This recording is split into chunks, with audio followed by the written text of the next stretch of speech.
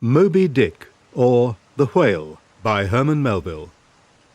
Chapter 41. Moby-Dick. I, Ishmael, was one of that crew. My shouts had gone up with the rest. My oath had been welded with theirs.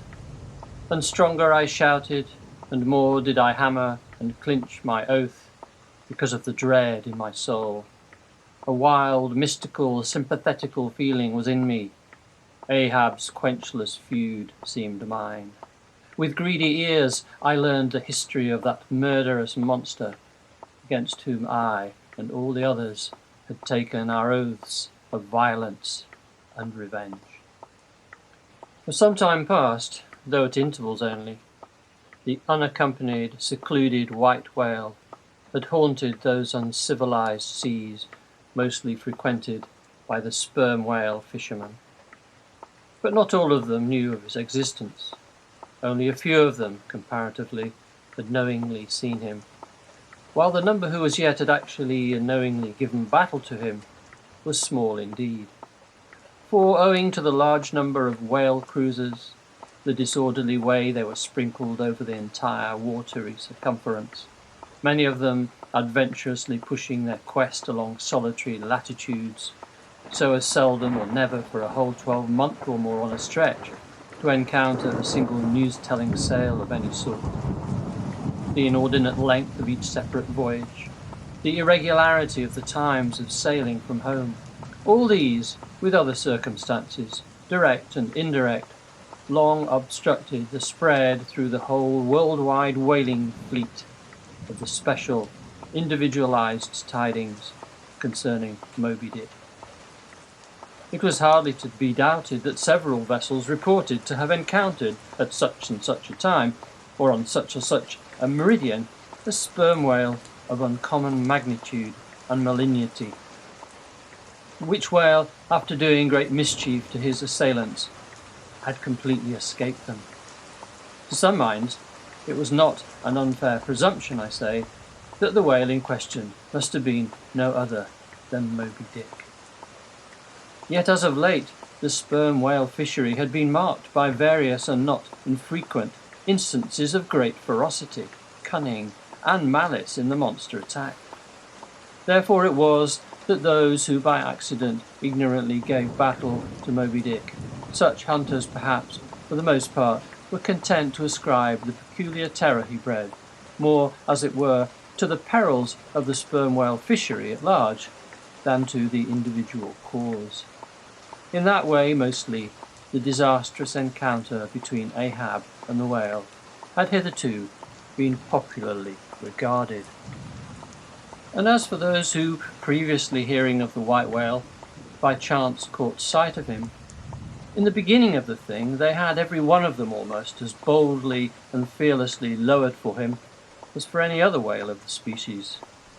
But at length such calamities did ensue in these assaults, not restricted to sprained wrists and ankles, broken limbs, or devouring amputations, but fatal to the last degree of fatality, those repeated disastrous repulses all accumulating and piling their terrors upon Moby-Dick. Those things had gone far to shake the fortitude of many brave hunters to whom the story of the white whale had eventually come. Nor did wild rumours of all sorts fail to exaggerate, and still the more horrify, the true histories of these deadly encounters. For not only do fabulous rumours naturally grow out of the very body of all surprising, terrible events, as the smitten tree gives birth to its fungi, but in maritime life, far more than in that of terra firma, wild rumours abound wherever there is any adequate reality for them to cling to. And as the sea surpasses the land in this matter, so the whale fishery surpasses every other sort of maritime life in the wonderfulness and fearfulness of the rumours which sometimes circulate there. For not only are whalemen as a body unexempt from that ignorance and superstitiousness hereditary to all sailors, but of all sailors they are by all odds the most directly brought into contact with whatever is appallingly astonishing in the sea. Face to face, they not only eye its greatest marvels, but, hand to jaw, give battle to them. Alone in such remotest waters, that though you sailed 1,000 miles and passed 1,000 shores, you would not come to any chiselled hearthstone or aught hospitable beneath that part of the sun. In such latitudes and longitudes, pursuing to such a calling as he does, the whaleman is wrapped by influences, all tending to make his fancy pregnant with many a mighty birth.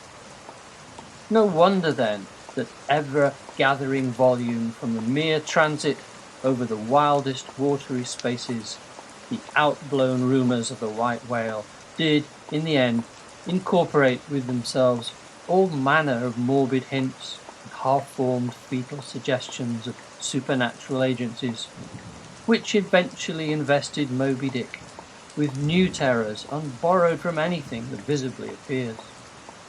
So that in many cases, such a panic did he finally strike, that few who by those rumours at least had heard of the white whale, few of those hunters were willing to encounter the perils of his jaw. But there were still other and more vital practical influences at work.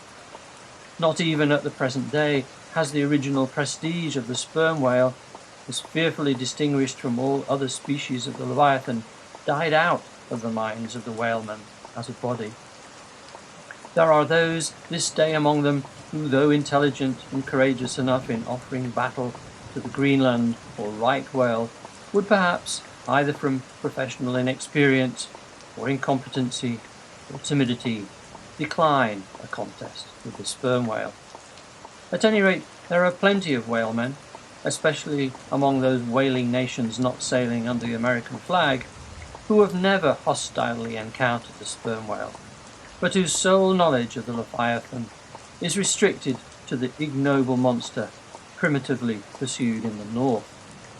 Seated on their hatches, these men will hearken with a childish fireside interest and awe to the wild, strange tales of southern whaling.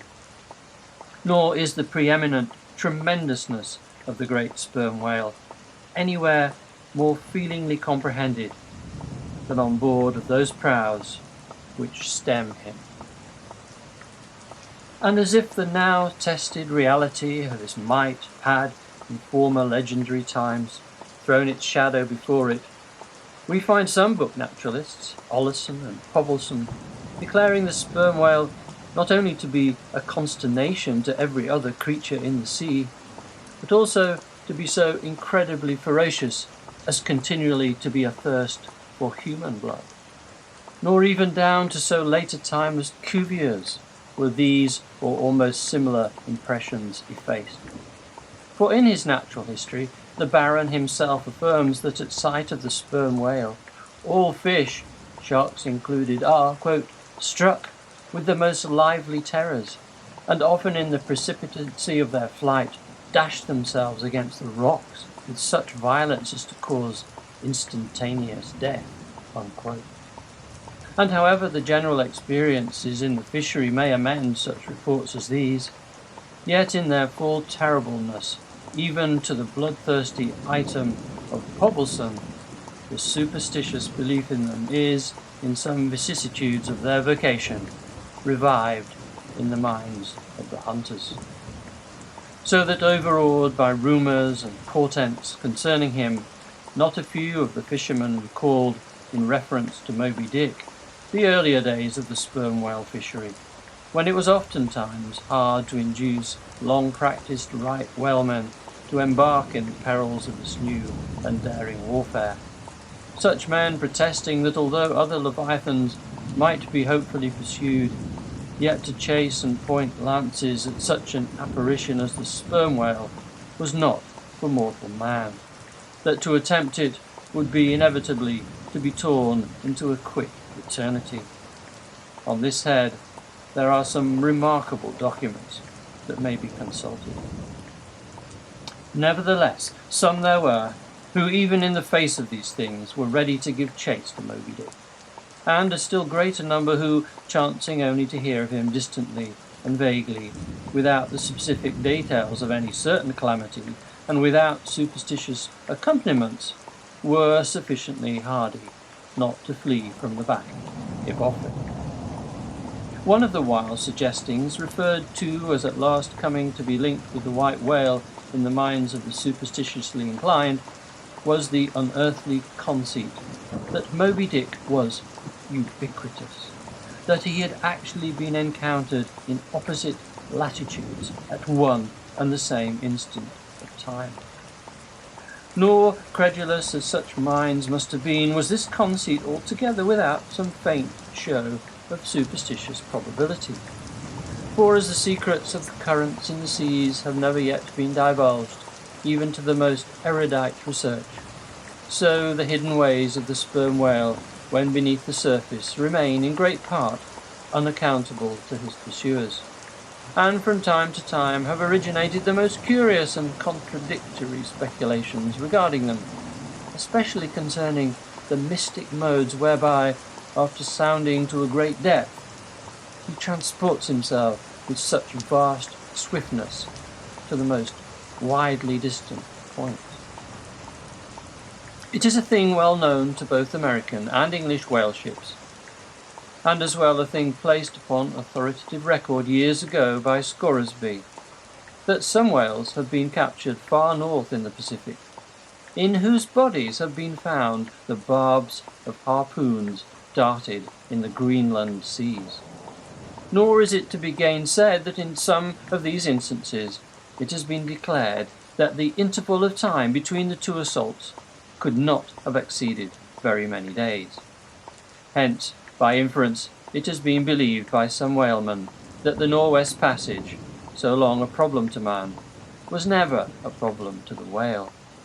So that here, in the real living experience of living men, the prodigies related in old times of the inland Strello mountain in Portugal, near whose top there was said to be a lake in which the wrecks of ships floated up to the surface, and that still more wonderful story of the Arethusa fountain near Syracuse, whose waters were believed to have come from the Holy Land by an underground passage. These fabulous narrations are almost fully equalled by the realities of the whaleman. Forced into familiarity, then, with such prodigies as these, and knowing that after repeated intrepid assaults the white whale had escaped alive, it cannot be much matter of surprise that some whalemen should go still further in their superstitions, declaring Moby-Dick not only ubiquitous but immortal, for immortality is but ubiquity in time, that though groves of spears should be planted in his flanks, he would still swim away unharmed, or if indeed he should ever be made to spout thick blood, such a sight would be but a ghastly deception. For again, in unensanguined billows hundreds of leagues away, his unsullied jet would once more be seen. But even stripped of these supernatural surmisings, there was enough in the earthly make and incontestable character of the monster to strike the imagination with unwonted power. For it was not so much his uncommon bulk that so much distinguished him from other sperm whales, but, as was elsewhere thrown out, a peculiar snow-white wrinkled forehead and a high pyramidical white hump. These were his prominent features, the tokens whereby, even in the limitless, uncharted seas, he revealed his identity at a long distance to those who knew him. The rest of his body was so streaked and spotted and marbled with the same shrouded hue that in the end he had gained his distinctive appellation of the white whale, a name indeed literally justified by his vivid aspect when seen gliding at high noon through a dark blue sea, leaving a Milky Way wake of creamy foam, all spangled with golden gleamings. Nor was it his unwonted magnitude nor his remarkable hue, nor yet his deformed lower jaw, that so much invested the whale with natural terror, as that unexampled, intelligent malignity which, according to specific accounts, he had over and over again evinced in his assaults. More than all, his treacherous retreats struck more of dismay than perhaps aught else. For when swimming before his exulting pursuers, with every apparent symptom of alarm, he had several times been known to turn round suddenly and, bearing down upon them, either stave their boats to splinters or drive them back in consternation to their ship. Already several fatalities had attended his chase, but those similar disasters, however little bruited ashore, were by no means unusual in the fishery, yet in most instances such seemed the white whale's infernal aforethought of ferocity, that every dismembering or death that he caused was not wholly regarded as having been inflicted by an unintelligent agent. Judge then to what pitches of inflamed, distracted fury the minds of his more desperate hunters were impelled, when amid the chips of chewed boats and the sinking limbs of torn comrades, they swam out of the white curds of the whale's direful wrath into the serene, exasperating sunlight that smiled on as if at a birth or a bridal. His 3 boats stove around him, and oars and men both whirling in the eddies. One captain, seizing the line-knife from his broken prow, had dashed at the whale, as an Arkansas duellist at his foe, blindly seeking with a 6-inch blade to reach the fathom-deep life of the whale. That captain was Ahab, and then it was that suddenly sweeping his sickle-shaped lower jaw beneath him, Moby-Dick had reaped away Ahab's leg, as a mower a blade of grass in the field.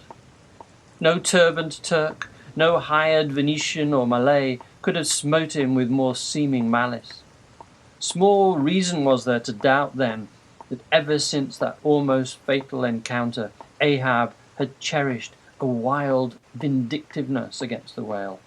All the more fell for that in his frantic morbidness he at last came to identify with him not only all his bodily woes, but all his intellectual and spiritual exasperations.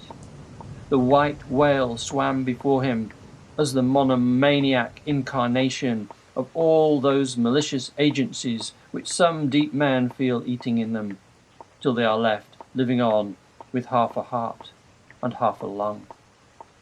That intangible malignity which has been from the beginning, to whose dominion even the modern Christians ascribe 1/2 of the worlds, which the ancient Ophites of the East reverenced in their statue devil. Ahab did not fall down and worship it like them, but deliriously transferring its idea to the abhorred white whale, he pitted himself, all mutilated, against it. All that most maddens and torments, all that stirs up the lees of things, all truth with malice in it, all that cracks the sinews and cakes the brain, all the subtle demonisms of life and thought, all evil to crazy Ahab, were visibly personified and made practically assailable in Moby-Dick. He piled upon the whale's white hump the sum of all the general rage and hate felt by his whole race from Adam down, and then, as if his chest had been a mortar, he burst his hot heart's shell upon it. It is not probable that this monomania in him took its instant rise at the precise time of his bodily dismemberment. Then, in darting at the monster, knife in hand, he had but given loose to a sudden, passionate, corporal animosity, and when he received the stroke that tore him, he probably but felt the agonizing bodily laceration, but nothing more. Yet when by this collision forced to turn towards home, and for long months of days and weeks Ahab and Anguish lay stretched together in one hammock, rounding in midwinter that dreary, howling Patagonian cape, then it was that his torn body and gashed soul bled into one another, and so, interfusing, made him mad. But it was only then, on the homeward voyage after the encounter, that the final monomania seized him, seems all but certain from the fact that, at intervals during the passage, he was a raving lunatic. And though unlimbed of a leg, yet such vital strength yet lurked in his Egyptian chest, and was moreover intensified by his delirium, that his mates were forced to lace him fast even there, as he sailed, raving in his hammock. In a straitjacket he swung to the mad rockings of the gales, and when, running into more sufferable latitudes, the ship, with mild stunsails spread, floated across the tranquil tropics, and to all appearances the old man's delirium seemed left behind him with the Cape Horn swells, and he came forth from his dark den into the blessed light and air, even then, when he bore that firm, collected front, however pale, and issued his calm orders once again, and his mates thanked God the direful madness was now gone, even then Ahab, in his hidden self, raved on. Human madness is oftentimes a cunning and most feline thing. When you think it fled, it may have but become transfigured into some still subtler form. Ahab's full lunacy subsided not, but deepeningly contracted, like the unabated Hudson when that noble Northman flows narrowly but unfathomably through the Highland Gorge. But as in his narrow-flowing monomania, not one jot of Ahab's broad madness had been left behind, so in that broad madness not one jot of his great natural intellect had perished. That before living agent now became the living instrument. If such a furious trope may stand, his special lunacy stormed his general sanity, and carried it, and turned all its concentrated cannon upon his own mad mark.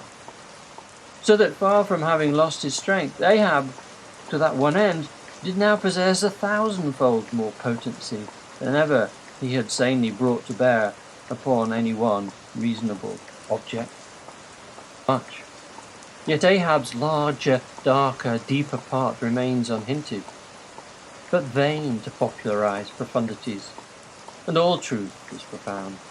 Winding far down from within the very heart of this spiked Hotel de Cluny where we here stand, however grand and wonderful, now quit it and take your way, ye nobler, sadder souls, to those vast Roman halls of Thermes, where far beneath the fantastic towers of man's upper earth, his root of grandeur, his whole awful essence sits in bearded state, teak, buried beneath antiquities, and throned on torsos.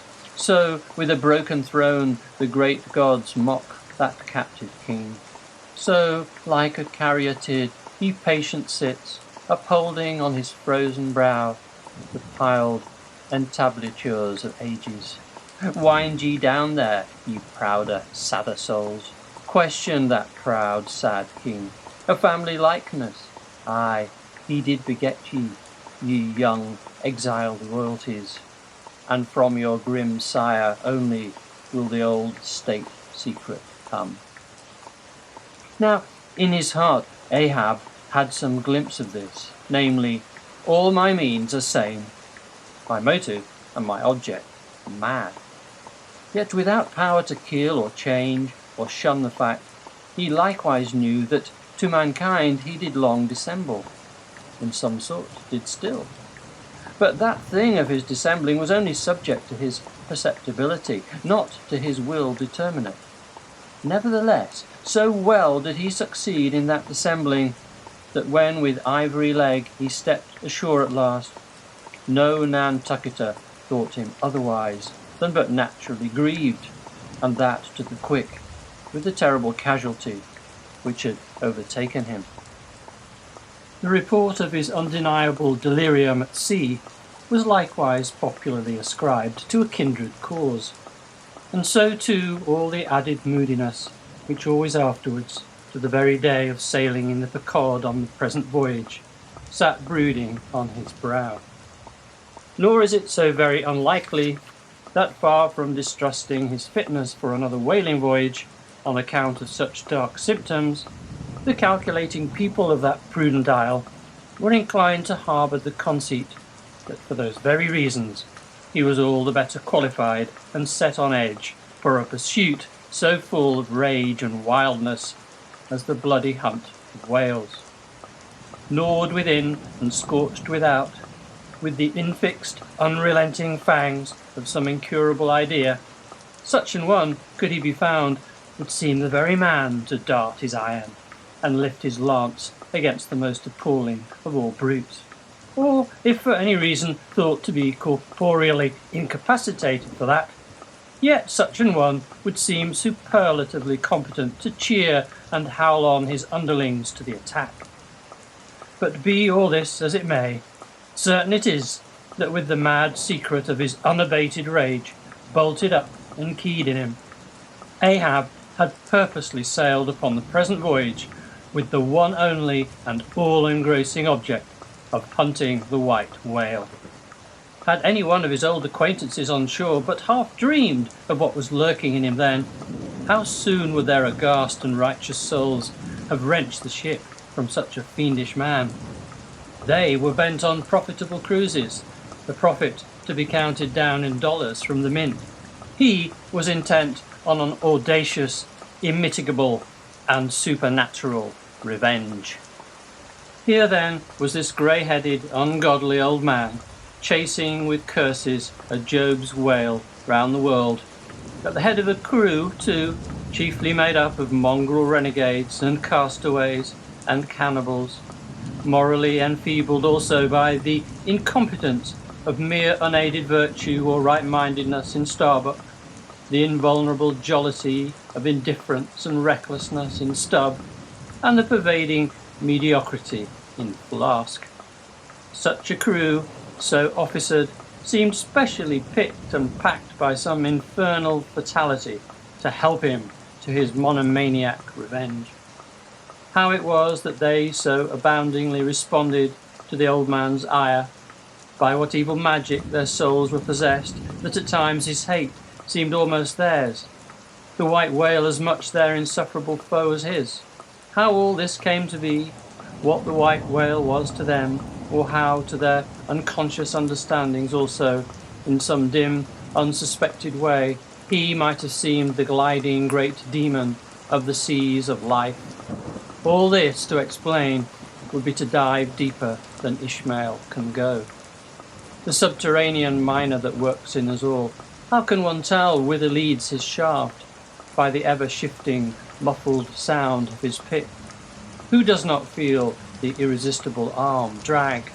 What skiff in tow of a 74 can stand still? For one, I gave myself up to the abandonment of the time and the place. But while yet all a rush to encounter the whale, could see naught in that brute but the deadliest ill. Moby-Dick, or The Whale, by Herman Melville. Chapter 42. The Whiteness of the Whale. What the white whale was to Ahab has been hinted. What at times he was to me as yet remains unsaid. Aside from those more obvious considerations touching Moby-Dick, which could not but occasionally awaken in any man's soul some alarm, there was another thought, or rather vague, nameless horror concerning him, which at times by its intensity completely overpowered all the rest, and yet so mystical and well-nigh ineffable was it that I almost despair of putting it in a comprehensible form. It was the whiteness of the whale that above all things appalled me. But how can I hope to explain myself here, and yet, in some dim, random way, explain myself I must, else all these chapters might be naught. Though, in many natural objects, whiteness refiningly enhances beauty, as if imparting some special virtue of its own, as in marbles, japonicas, and pearls, and though various nations have in some way recognized a certain royal preeminence in this hue, even the barbaric, grand old kings of Pequod placing the title Lord of the White Elephants above all their other magniloquent ascriptions of dominion, and the modern kings of Siam unfurling the same snow-white quadruped in the royal standard, and the Hanoverian flag bearing the one figure of a snow-white charger, and the great Austrian Empire, Caesarian, heir to overlording Rome, having for the imperial colour the same imperial hue, and though this preeminence in it applies to the human race itself, giving the white man ideal mastership over every dusky tribe, and though, besides all this, whiteness has been even made significant of gladness, for among the Romans a white stone marked a joyful day, and though in other mortal sympathies and symbolizings this same hue is made the emblem of many touching noble things, the innocence of brides, the benignity of age, though among the red men of America the giving of the white belt of wampum was the deepest pledge of honour, though in many climes whiteness typifies the majesty of justice in the ermines of the judge, and contributes to the daily state of kings and queens drawn by milk-white steeds, though even in the highest mysteries of the most august religions it has been made the symbol of the divine spotlessness and power by the Persian fire-worshippers, the white forked flame being held the holiest on the altar, and in the Greek mythologies great Jove himself made incarnate in a snow-white bull, and though to the noble Iroquois the midwinter sacrifice of the sacred white dog was by far the holiest festival of their theology, that spotless, faithful creature being held the purest envoy they could send to the Great Spirit with the annual tidings of their own fidelity, and though directly from the Latin word for white all Christian priests derive the name of one part of their sacred vesture, the alb or tunic worn beneath the cassock, and though among the holy pomps of the Romish faith white is specially employed in the celebration of the Passion of our Lord, though in the vision of St. John white robes are given to the redeemed, and the 24 elders stand clothed in white before the great white throne, and the Holy One that sitteth there white like wool, yet for all these accumulated associations with whatever is sweet and honourable and sublime, there yet lurks an elusive something in the innermost idea of this hue, which strikes more of panic to the soul than that redness which affrights in blood. This elusive quality it is which causes the thought of whiteness, when divorced from more kindly associations and coupled with any object terrible in itself, to heighten that terror to the furthest bounds. Witness the white bear of the poles and the white shark of the tropics. What but their smooth, flaky whiteness makes them the transcendent horrors they are? That ghastly whiteness it is which imparts such an abhorrent mildness, even more loathsome than terrific, to the dumb gloating of their aspect, so that not the fierce-fanged tiger in his heraldic coat can so stagger courage as the white-shrouded bear or shark. Bethink thee of the albatross. Whence come those clouds of spiritual wonderment and pale dread, in which that white phantom sails in all imaginations, not Coleridge first threw that spell, but God's great unflattering laureate, Nature. Most famous in our Western annals and Indian traditions is that of the white steed of the prairies, a magnificent milk-white charger, large-eyed, small-headed, bluff-chested, and with the dignity of 1,000 monarchs in his lofty, over-scorning carriage. He was the elected Xerxes of vast herds of wild horses, whose pastures in those days were only fenced by the Rocky Mountains and the Alleghanies. At their flaming head he westward trooped it, like that chosen star which every evening leads on the hosts of light. The flashing cascade of his mane, the curving comet of his tail, invested him with housings more resplendent than gold and silver beaters could have furnished him.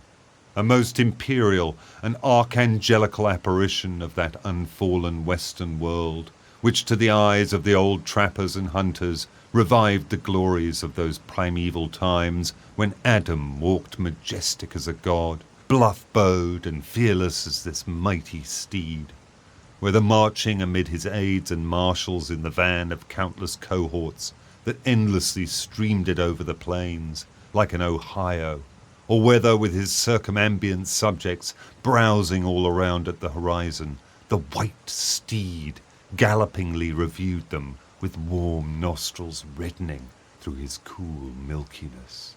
In whatever aspect he presented himself, always to the bravest Indians, he was the object of trembling reverence and awe. Nor can it be questioned from what stands on legendary record of this noble horse that it was his spiritual whiteness chiefly which so clothed him with divineness, and that this divineness had that in it which, though commanding worship, at the same time enforced a certain nameless terror. But there are other instances where this whiteness loses all that accessory and strange glory which invests it in the white steed and albatross.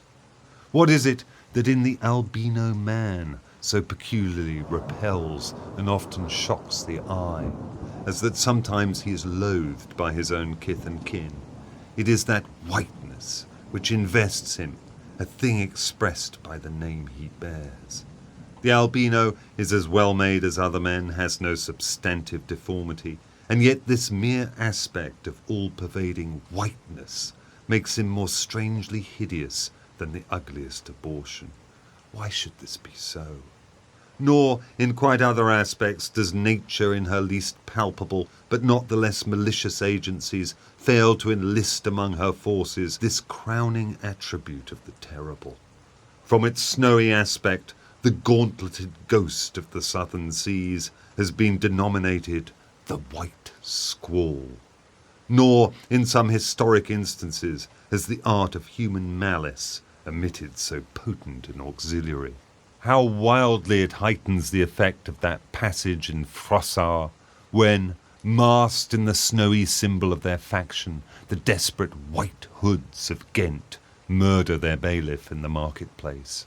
Nor, in some things, does the common hereditary experience of all mankind fail to bear witness to the supernaturalism of this hue.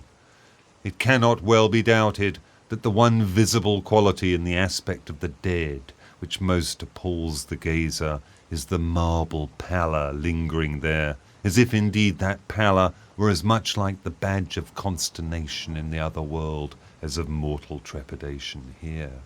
And from that pallor of the dead we borrow the expressive hue of the shroud in which we wrap them. Nor even in our superstitions do we fail to throw the same snowy mantle round our phantoms, all ghosts rising in a milk-white fog. Yea, while these terrors seize us, let us add that even the King of Terrors, when personified by the evangelist, rides on his pallid horse. Therefore, in his other moods, symbolize whatever grand or gracious thing he will by whiteness. No man can deny that in its profoundest idealized significance it calls up a peculiar apparition to the soul. But though without dissent this point be fixed, how is mortal man to account for it? To analyze it would seem impossible. Can we then, by the citation of some of those instances wherein this thing of whiteness, though for the time either wholly or in great part stripped of all direct associations calculated to impart to it aught fearful, but nevertheless is found to exert over us the same sorcery, however modified, can we thus hope to light upon some chance clue to conduct us to the hidden cause we seek? Let us try. But in a matter like this, Subtlety appeals to subtlety, and without imagination no man can follow another into these halls. And though doubtless some at least of the imaginative impressions about to be presented may have been shared by most men, yet few perhaps were entirely conscious of them at the time, and therefore may not be able to recall them now. Why, to the man of untutored ideality, what happens to be but loosely acquainted with the peculiar character of the day, does the bare mention of Whitsuntide marshal in the fancy such long, dreary, speechless processions of slow-pacing pilgrims, downcast and hooded with new-fallen snow? Or, to the unread, unsophisticated Protestant of the Middle American states, why does the passing mention of a white friar or a white nun evoke such an eyeless statue in the soul? Or what is there, apart from the traditions of dungeoned warriors and kings, which will not wholly account for it, that makes the White Tower of London tell so much more strongly on the imagination of an untravelled American than those other storied structures, its neighbours, the Byward Tower, or even the Bloody, and those sublimer towers, the White Mountains of New Hampshire, whence in peculiar moods comes that gigantic ghostliness over the soul at the bare mention of that name, while the thought of Virginia's Blue Ridge is full of a soft, dewy, distant dreaminess? Or why, irrespective of all latitudes and longitudes, does the name of the White Sea exert such a spectralness over the fancy, while that of the Yellow Sea lulls us with mortal thoughts of long lacquered mild afternoons on the waves, followed by the gaudiest and yet sleepiest of sunsets? Or, to choose a wholly unsubstantial instance, purely addressed to the fancy, why, in reading the old fairy tales of Central Europe, does the tall, pale man of the Harz forests, whose changeless pallor unrestingly glides through the green of the groves, why is this phantom more terrible than all the whooping imps of the Blocksberg? Nor is it altogether the remembrance of her cathedral-toppling earthquakes, nor the stampedos of her frantic seas, nor the tearlessness of arid skies that never rain, nor the sight of her wide field of leaning spires, wrenched copestones and crosses all adroop, like canted yards of anchored fleets, and her suburban avenues of house walls lying over upon each other as a tossed pack of cards. It is not these things alone which make tearless Lima the strangest, saddest city thou canst see. For Lima has taken the white veil, and there is a higher horror in this whiteness of her woe. Old as Pizarro, this whiteness keeps her ruins forever new, admits not the cheerful greenness of complete decay, spreads over her broken ramparts the rigid pallor of an apoplexy that fixes its own distortions. I know that, to the common apprehension, this phenomenon of whiteness is not confessed to be the prime agent in exaggerating the terror of objects otherwise terrible, nor to the unimaginative mind is there aught of terror in those appearances whose awfulness to another mind almost solely consists in this one phenomenon, especially when exhibited under any form at all approaching to muteness or universality. What I mean by these two statements may perhaps be respectively elucidated by the following examples. First, the mariner, when drawing nigh the coasts of foreign lands, if by night he hear the roar of breakers, starts to vigilance, and feels just enough of trepidation to sharpen all his faculties. But under precisely similar circumstances, let him be called from his hammock to view his ship, sailing through a midnight sea of milky whiteness, as if from encircling headlands shoals of combed white bears were swimming round him. Then he feels a silent, superstitious dread. The shrouded phantom of the whitened waters is horrible to him as a real ghost. In vain the lead assures him he is still off soundings. Heart and helm they both go down. He never rests till blue water is under him again. Yet where is the mariner who will tell thee, "Sir, It was not so much the fear of striking hidden rocks as the fear of that hideous whiteness that so stirred me. Second, to the native Indian of Peru, the continual sight of the snow-howdered Andes conveys naught of dread, except perhaps in the mere fancying of the eternal frosted desolateness reigning at such vast altitudes, and the natural conceit of what a fearfulness it would be to lose oneself in such inhuman solitudes. Much the same is it with the backwoodsman of the West, who, with comparative indifference, views an unbounded prairie sheeted with driven snow, no shadow of tree or twig to break the fixed trance of whiteness. Not so the sailor, beholding the scenery of the Antarctic seas, where at times, by some infernal trick of legerdemain in the powers of frost and air, he, shivering and half shipwrecked, instead of rainbows speaking hope and solace to his misery, views what seems a boundless churchyard grinning upon him with its lean ice monuments and splintered crosses.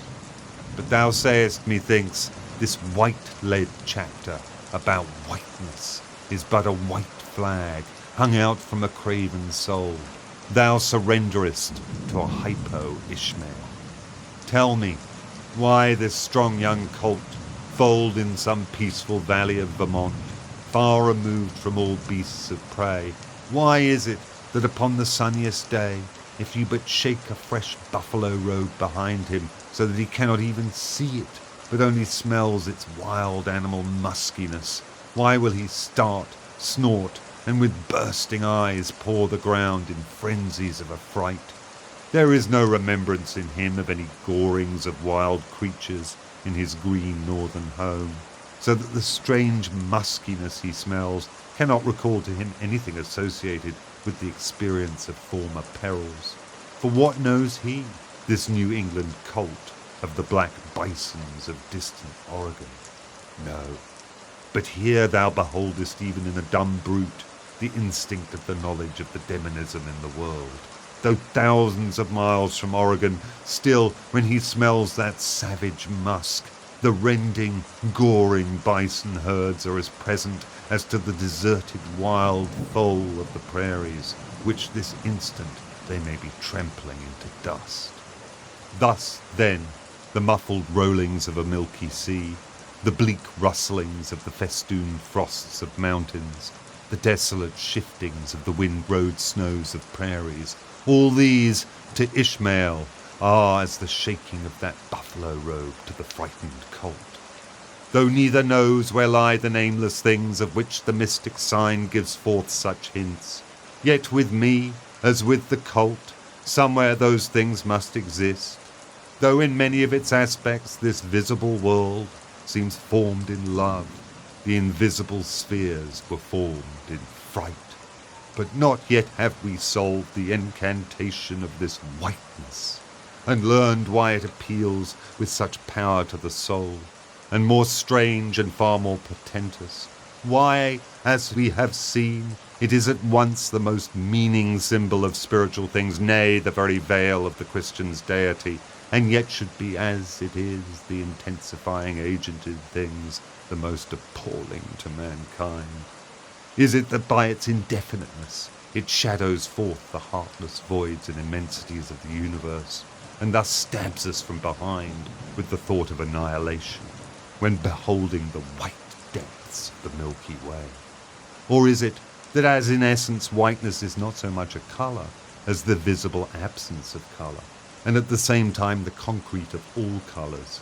Is it for these reasons that there is such a dumb blankness full of meaning in a wide landscape of snows, a colourless, all-colour of atheism from which we shrink?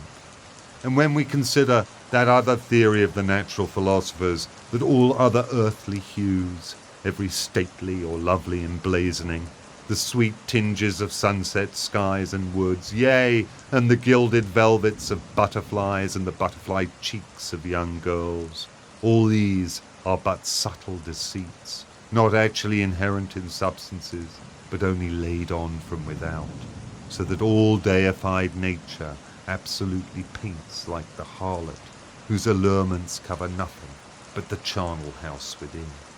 And when we proceed further, and consider that the mystical cosmetic which produces every one of her hues, the great principle of light, forever remains white or colourless in itself, and if operating without medium upon matter, would touch all objects, even tulips and roses, with its own blank tinge.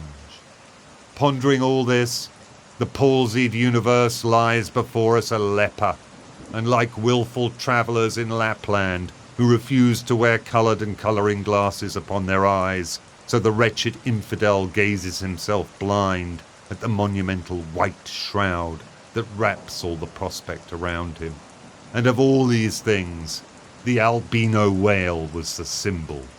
Wonder ye then at the fiery hunt. With reference to the polar bear, it may possibly be urged by him who would fain go still deeper into this matter that it is not the whiteness, separately regarded, which heightens the intolerable hideousness of that brute.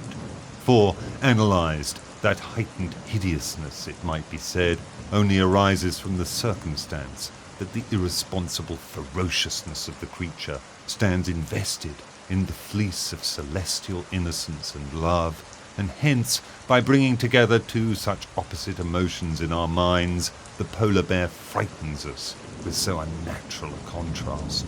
But even assuming all this to be true, yet, were it not for the whiteness, you would not have that intensified terror.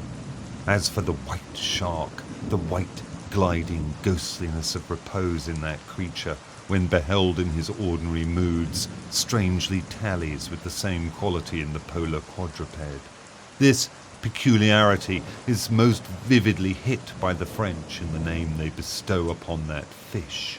The Romish Mass for the dead begins with Requiem Aeternam, eternal rest, whence Requiem denominating the Mass itself and any other funereal music. Now, in allusion to the white, silent stillness of death in this shark, and the mild deadliness of his habits, the French call him Requiem. I remember the first albatross I ever saw. It was during a prolonged gale, in waters hard upon the Antarctic seas. From my forenoon watch below, I ascended to the overclouded deck, and there, dashed upon the main hatches, I saw a regal, feathery thing of unspotted whiteness, and with a hooked Roman bill sublime. At intervals, it arched forth its vast archangel wings as if to embrace some holy ark. Wondrous flutterings and throbbings shook it. Though bodily unharmed, it uttered cries as some king's ghost in supernatural distress. Through its inexpressible strange eyes, methought I peeped to secrets which took hold of God. As Abraham before the angels, I bowed myself. The white thing was so white, its wings so wide, and in those forever exiled waters I had lost the miserable warping memories of traditions and of towns. Long I gazed at that prodigy of plumage. I cannot tell, can only hint the things that darted through me then. But at last I awoke, and turning, asked a sailor what bird was this. "A goney," he replied. "Goney? I never had heard that name before. Is it conceivable that this glorious thing is utterly unknown to men ashore? Never!" But some time after, I learned that goney was some seaman's name for albatross, so that by no possibility could Coleridge's wild rhyme have had aught to do with those mystical impressions which were mine when I saw that bird upon our deck. For neither had I then read the rhyme, nor knew the bird to be an albatross. Yet, in saying this, I do but indirectly burnish a little brighter the noble merit of the poem and the poet. I assert, then, that in the wondrous bodily whiteness of the bird chiefly lurks the secret of the spell. A truth the more evinced in this, that by a solecism of terms there are birds called grey albatrosses, and these I have frequently seen, but never with such emotions as when I beheld the Antarctic fowl. But how had the mystic thing been caught? whisper it not, and I will tell, with a treacherous hook and line. As the fowl floated on the sea, at last the captain made a postman of it, tying a lettered leathern tally round its neck with the ship's time and place, and then letting it escape. But I doubt not that leathern tally, meant for man, was taken off in heaven, when the white fowl flew to join the wing-folding, the invoking and adoring cherubim. Moby-Dick, or The Whale, by Herman Melville. Chapter 43. Hark! Hist! Did you hear that noise, Tobacco? It was the middle watch, a fair moonlight. The seamen were standing in a cordon extending from one of the fresh water butts in the waist to the scuttlebutt near the taffrail. In this manner they passed the buckets to fill the scuttlebutt, standing for the most part on the hallowed precincts of the quarter-deck. They were careful not to speak or rustle their feet. From hand to hand the buckets went, in the deepest silence, only broken by the occasional flap of a sail and the steady hum of the unceasingly advancing keel. It was in the midst of this repose that Archie, one of the cordon, whose post was near the after-hatches, whispered to his neighbour, a cholo, the words above. Hist! Did you hear that noise, Tobacco? Oh, take the bucket, will you, Archie? What noise do you mean? There it is again, under the hatches. Don't you hear it? The cough. It sounded like a cough. Oh, cough be damned. Pass along that return bucket. There, again, there it is. It sounds like 2 or 3 sleepers turning over now. Oh, caramba, I've done shit, mate, Willie. It's the 3 salt biscuits you eat for supper turning over inside of you, nothing else. Look to the bucket. Say what you will, shipmate. I've sharp ears. Hey, you're the chap, ain't ya? That heard the hum of the old Quakeress's knitting needles 50 miles at sea from Nantucket. Yeah, you're the chap. Grin away. We'll see what turns up. Hark ye, Tobacco, there is somebody down in the aft-hold that has not yet been seen on deck, and I suspect our old mogul knows something of it too.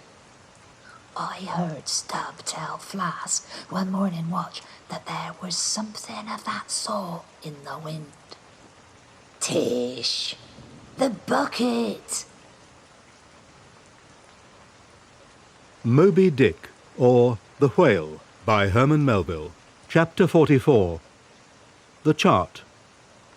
Had you followed Captain Ahab down into his cabin after the squall that took place on the night succeeding that wild ratification of his purpose with his crew, you would have seen him go to a locker in the transom, and bringing out a large, wrinkled roll of yellowish sea charts, spread them before him on his screwed-down table. Then, seating himself before it, you would have seen him intently study the various lines and shadings which there met his eye, and with slow but steady pencil trace additional courses over spaces that before were blank.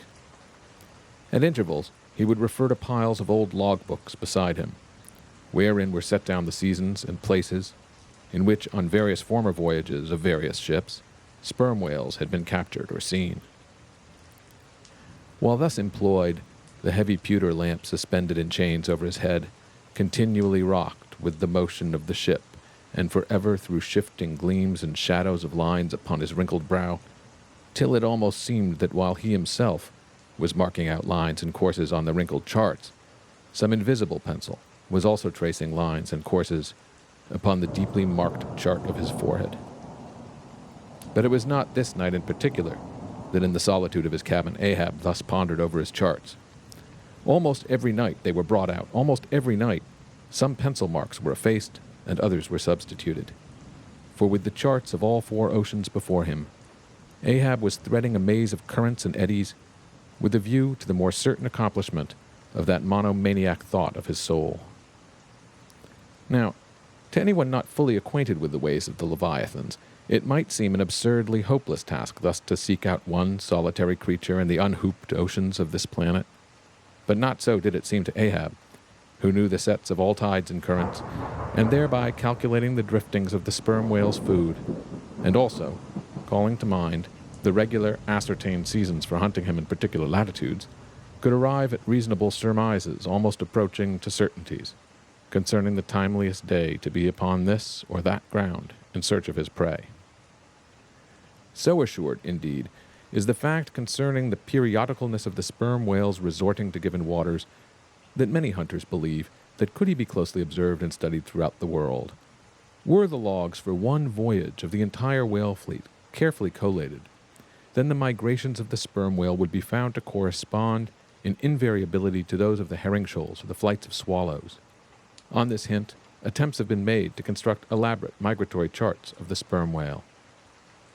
Besides, when making a passage from one feeding ground to another, the sperm whales, guided by some infallible instinct, say, rather secret intelligence from the deity, mostly swim in veins, as they are called, continuing their way along a given ocean line with such undeviating exactitude that no ship ever sailed her course by any chart with one tithe of such marvelous precision.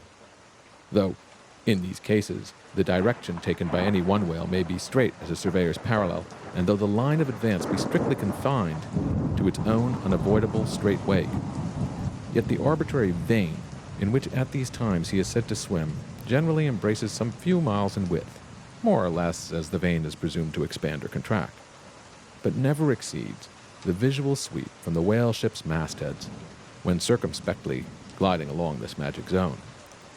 The sum is that at particular seasons, within that breadth and along that path, migrating whales may with great confidence be looked for. And hence, not only at substantiated times, upon well-known separate feeding grounds, could Ahab hope to encounter his prey, but in crossing the widest expanses of water between those grounds, he could, by his art, so place and time himself on his way, as even then not to be wholly without prospect of a meeting. There was a circumstance which at first sight seemed to entangle his delirious but still methodical scheme, but not so in the reality, perhaps. Though the gregarious sperm whales have their regular seasons for particular grounds, yet in general you cannot conclude that the herds which haunted such and such a latitude or longitude this year, say, will turn out to be identically the same with those that were found there the preceding season, though there are peculiar and unquestionable instances where the contrary of this has proved true. In general, the same remark, only within a less wide limit, applies to the solitaries and hermits among the matured, aged sperm whales. So that though Moby-Dick had in a former year been seen, for example, on what is called the Seychelles Ground in the Indian Ocean, or Volcano Bay on the Japanese coast, yet it did not follow that were the Pequod to visit either of those spots at any subsequent corresponding season, she would infallibly encounter him there. So, too, with some other feeding grounds where he had at times revealed himself. But all these seemed only his casual stopping places and ocean inns, so to speak, not his places of prolonged abode, and where Ahab's chances of accomplishing his object have hitherto been spoken of, allusion has only been made to whatever wayside, antecedent, extra prospects were his, ere a particular set time and place were attained, when all possibilities would become probabilities, and as Ahab fondly thought, every possibility the next thing to a certainty.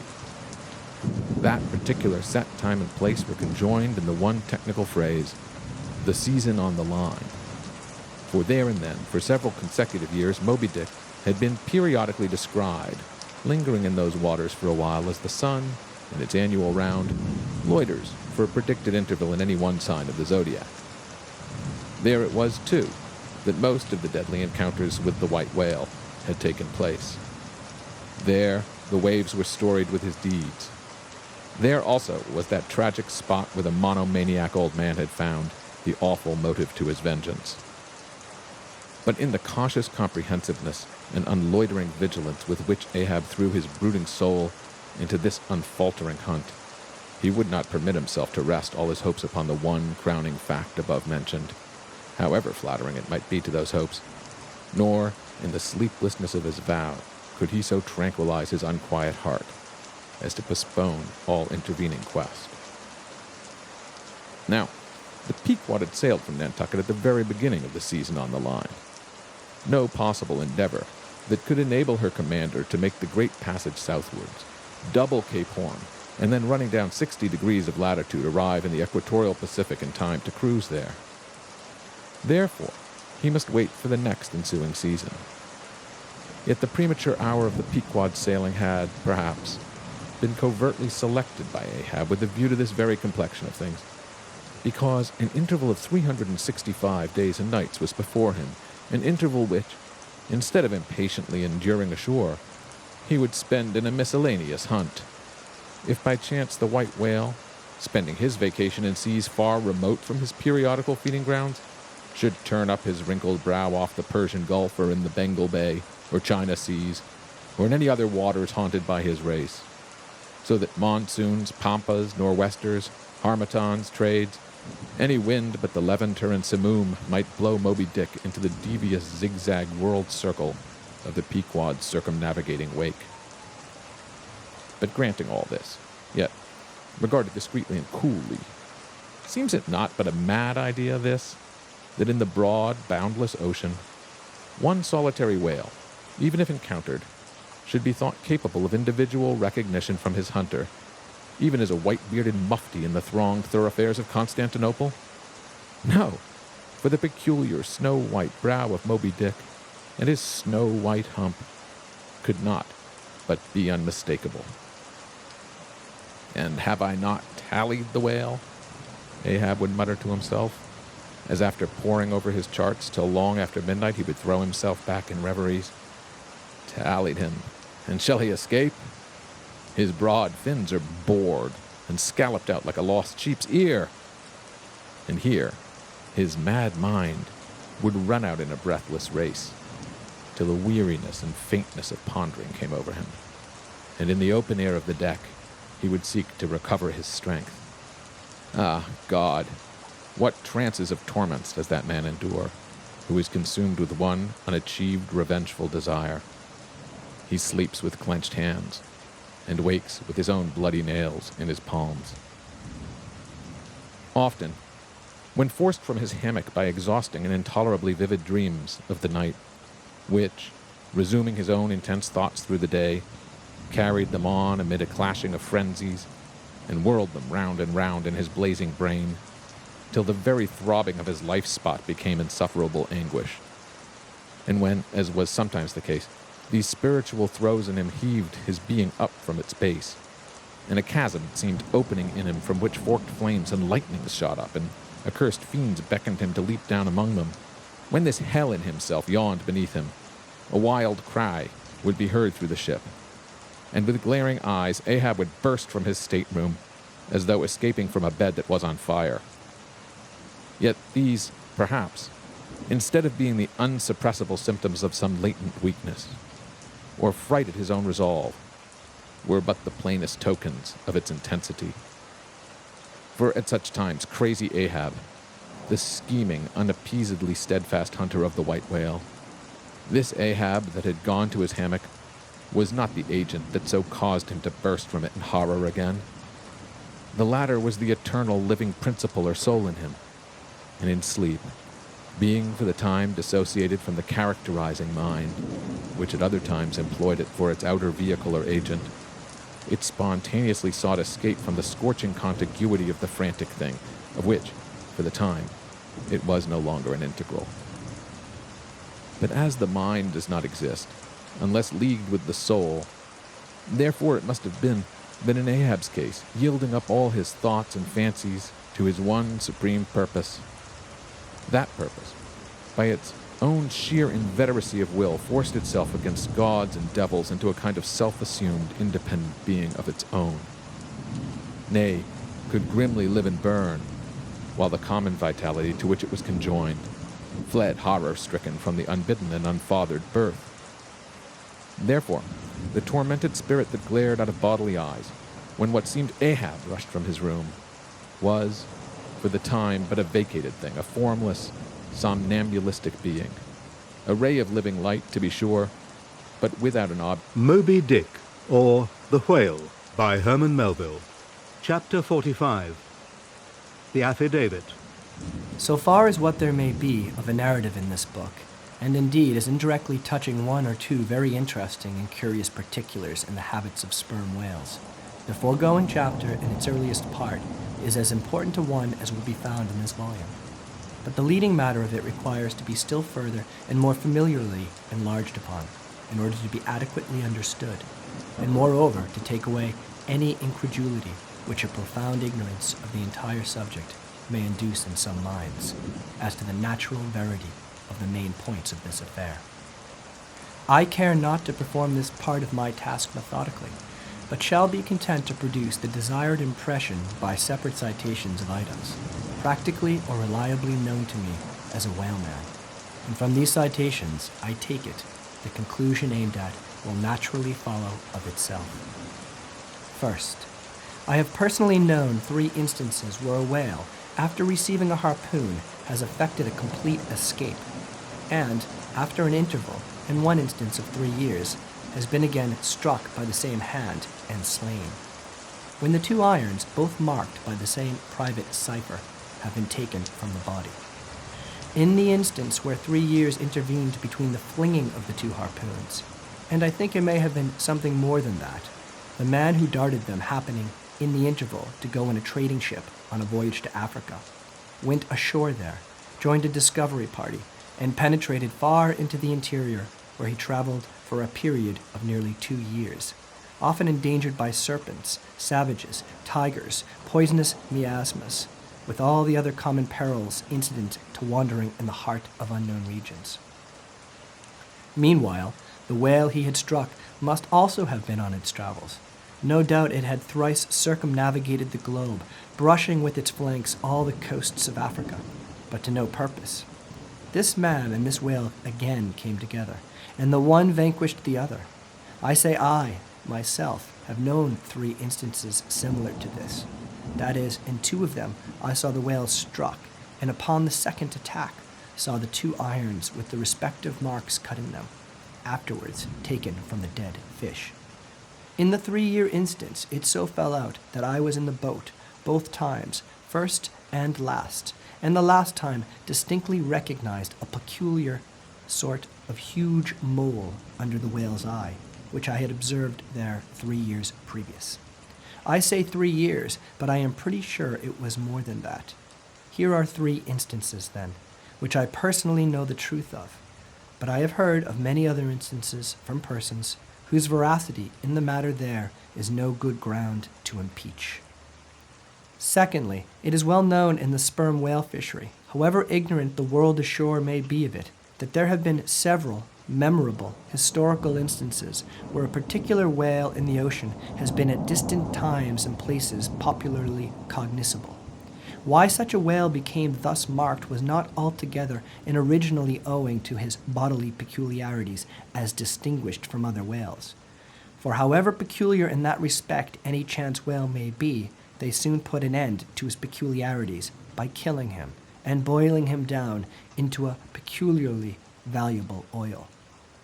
No, the reason was this, that from the fatal experiences of the fishery there hung a terrible prestige of perilousness about such a whale as there did about Rinaldo Rinaldini, insomuch that most fishermen were content to recognize him by merely touching their tarpaulins when he would be discovered lounging by them on the sea, without seeking to cultivate a more intimate acquaintance.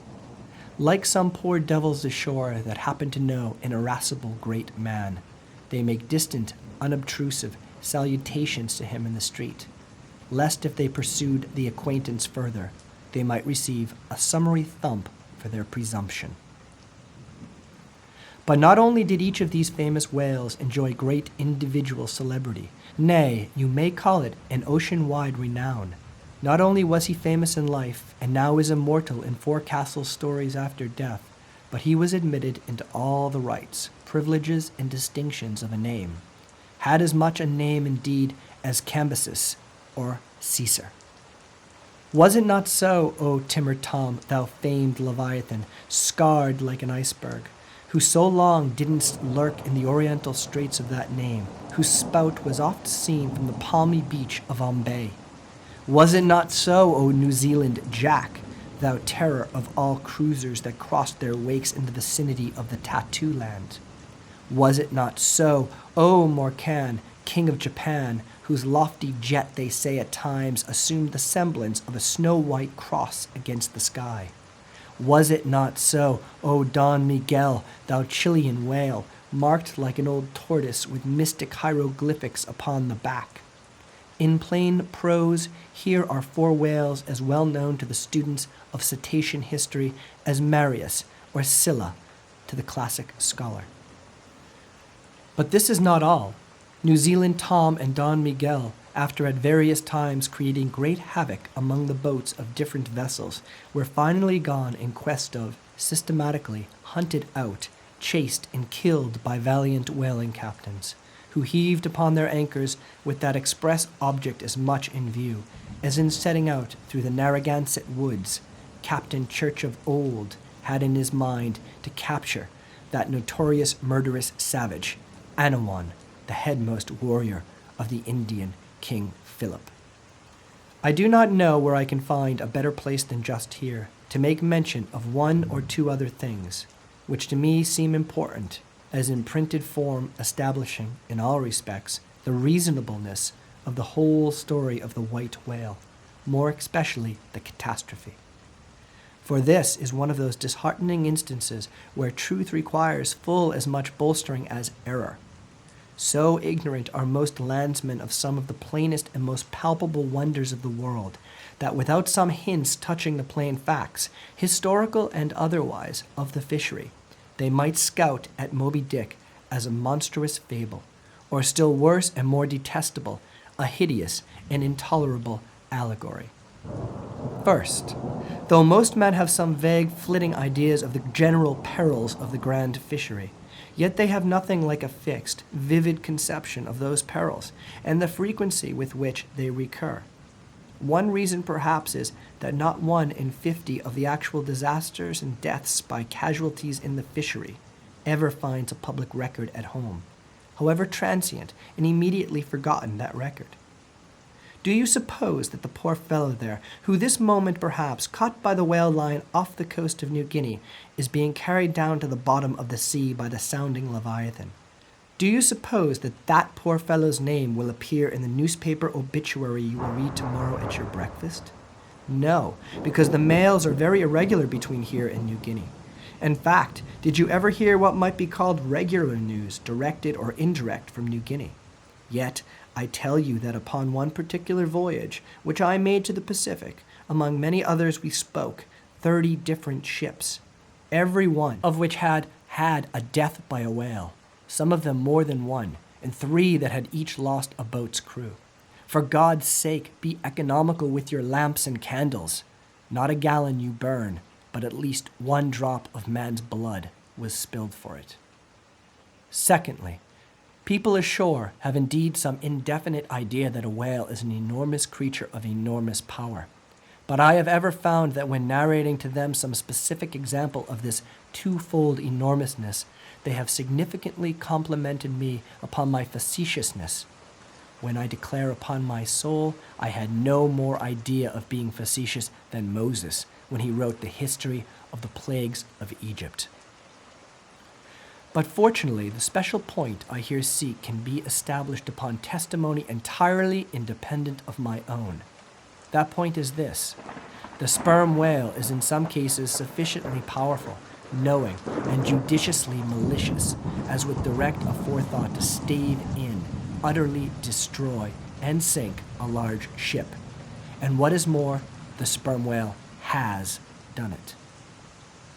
First, in the year 1820, the ship Essex, Captain Pollard of Nantucket, was cruising in the Pacific Ocean. One day she saw spouts, lowered her boats, and gave chase to a shoal of sperm whales. Ere long, several of the whales were wounded, when, suddenly, a very large whale, escaping from the boats, issued from the shoal and bore directly down upon the ship. Dashing his forehead against her hull, he so stove her in that in less than 10 minutes she settled down and fell over. Not a surviving plank of her has been seen since. After the severest exposure, part of the crew reached the land in their boats. Being returned home at last, Captain Pollard once more sailed for the Pacific in command of another ship. But the gods shipwrecked him again upon unknown rocks and breakers. For the second time his ship was utterly lost, and forthwith forswearing the sea, he has never tempted it since. At this day, Captain Pollard is a resident of Nantucket. I have seen Owen Chase, who was chief mate of the Essex at the time of the tragedy. I have read his plain and faithful narrative. I have conversed with his son, and all this within a few miles of the scene of the catastrophe. Thirdly, some 18 or 20 years ago, Commodore J, then commanding an American sloop of war of the first class, happened to be dining with a party of whaling captains on board a Nantucket ship in the harbor of Oahu, Sandwich Islands. Conversation turning upon whales, the Commodore was pleased to be skeptical, touching the amazing strength ascribed to them by the professional gentlemen present. He peremptorily denied, for example, that any whale could so smite his stout sloop of war as to cause her to leak so much as a thimbleful. Very good, but there is more coming. Some weeks after, the Commodore set sail in this impregnable craft for Valparaiso, but he was stopped on the way by a portly sperm whale that begged a few moments' confidential business with him. That business consisted in fetching the Commodore's craft such a thwack that with all his pumps going, he made straight for the nearest port to heave down and repair. I am not superstitious, but I consider the Commodore's interview with that whale as providential. Was not Saul of Tarsus converted from unbelief by a similar fright? I tell you, the sperm whale will stand no nonsense. I will now refer you to Langsdorff's voyages for a little circumstance in point, peculiarly interesting to the writer hereof. Langsdorff, you must know by the way, was attached to the Russian Admiral's Krusenstern's famous discovery expedition in the beginning of the present century. Captain Langsdorff thus begins his 17th chapter. By the 13th of May, our ship was ready to sail, and the next day we were out in the open sea, on our way to Ochotsk. The weather was very clear and fine, but so intolerably cold that we were obliged to keep on our fur clothing. For some days we had very little wind. It was not till the 19th that a brisk gale from the northwest sprang up. An uncommon large whale, the body of which was larger than the ship itself, lay almost at the surface of the water, but was not perceived by anyone on board till the moment when the ship, which was in full sail, was almost upon him, so that it was impossible to prevent its striking against him. We were thus placed in the most imminent danger, as this gigantic creature, setting up its back, raised the ship 3 feet at least out of the water. The masts reeled and the sails fell all together, while we who were below all sprang instantly upon the deck, concluding that we had struck upon some rock. Instead of this, we saw the monster sailing off with the utmost gravity and solemnity. Captain de Wolf applied immediately to the pumps to examine whether or not the vessel had received any damage from the shock, but we found, very happily, it had escaped entirely uninjured. Now, the Captain de Wolf, here alluded to as commanding the ship in question, is a New Englander, who after a long life of unusual adventures as a sea captain, this day resides in the village of Dorchester near Boston. I have the honor of being a nephew of his. I have particularly questioned him concerning this passage in Langsdorff. He substantiates every word. The ship, however, was by no means a large one. A Russian craft built on the Siberian coast and purchased by my uncle after bartering away the vessel in which he sailed from home. In that up-and-down, manly book of old-fashioned adventure, so full too of honest wonders, the voyage of Lionel Wafer, one of ancient Dampier's old chums, I found a little matter set down so like that just quoted from Langsdorff, that I cannot forbear inserting it here for a corroborative example if such be needed. Lionel, it seems, was on his way to John Ferdinando, as he calls the modern Juan Fernandez. In our way thither, he says, about 4 o'clock in the morning, when we were about 150 leagues from the main of America, our ship felt a terrible shock, which put our men in such consternation that they could hardly tell where they were or what to think. But everyone began to prepare for death. Indeed, the shock was so sudden and violent that we took it for granted the ship had struck against a rock. But when the amazement was a little over, we cast the lead and sounded, but found no ground. The suddenness of the shock made the guns leap in their carriages, and several of the men were shaken out of their hammocks. Captain Davis, who lay with his head on a gun, was thrown out of his cabin. Lionel then goes on to impute the shock to an earthquake, and seems to substantiate the imputation by stating that a great earthquake somewhere about that time did actually do great mischief along the Spanish land.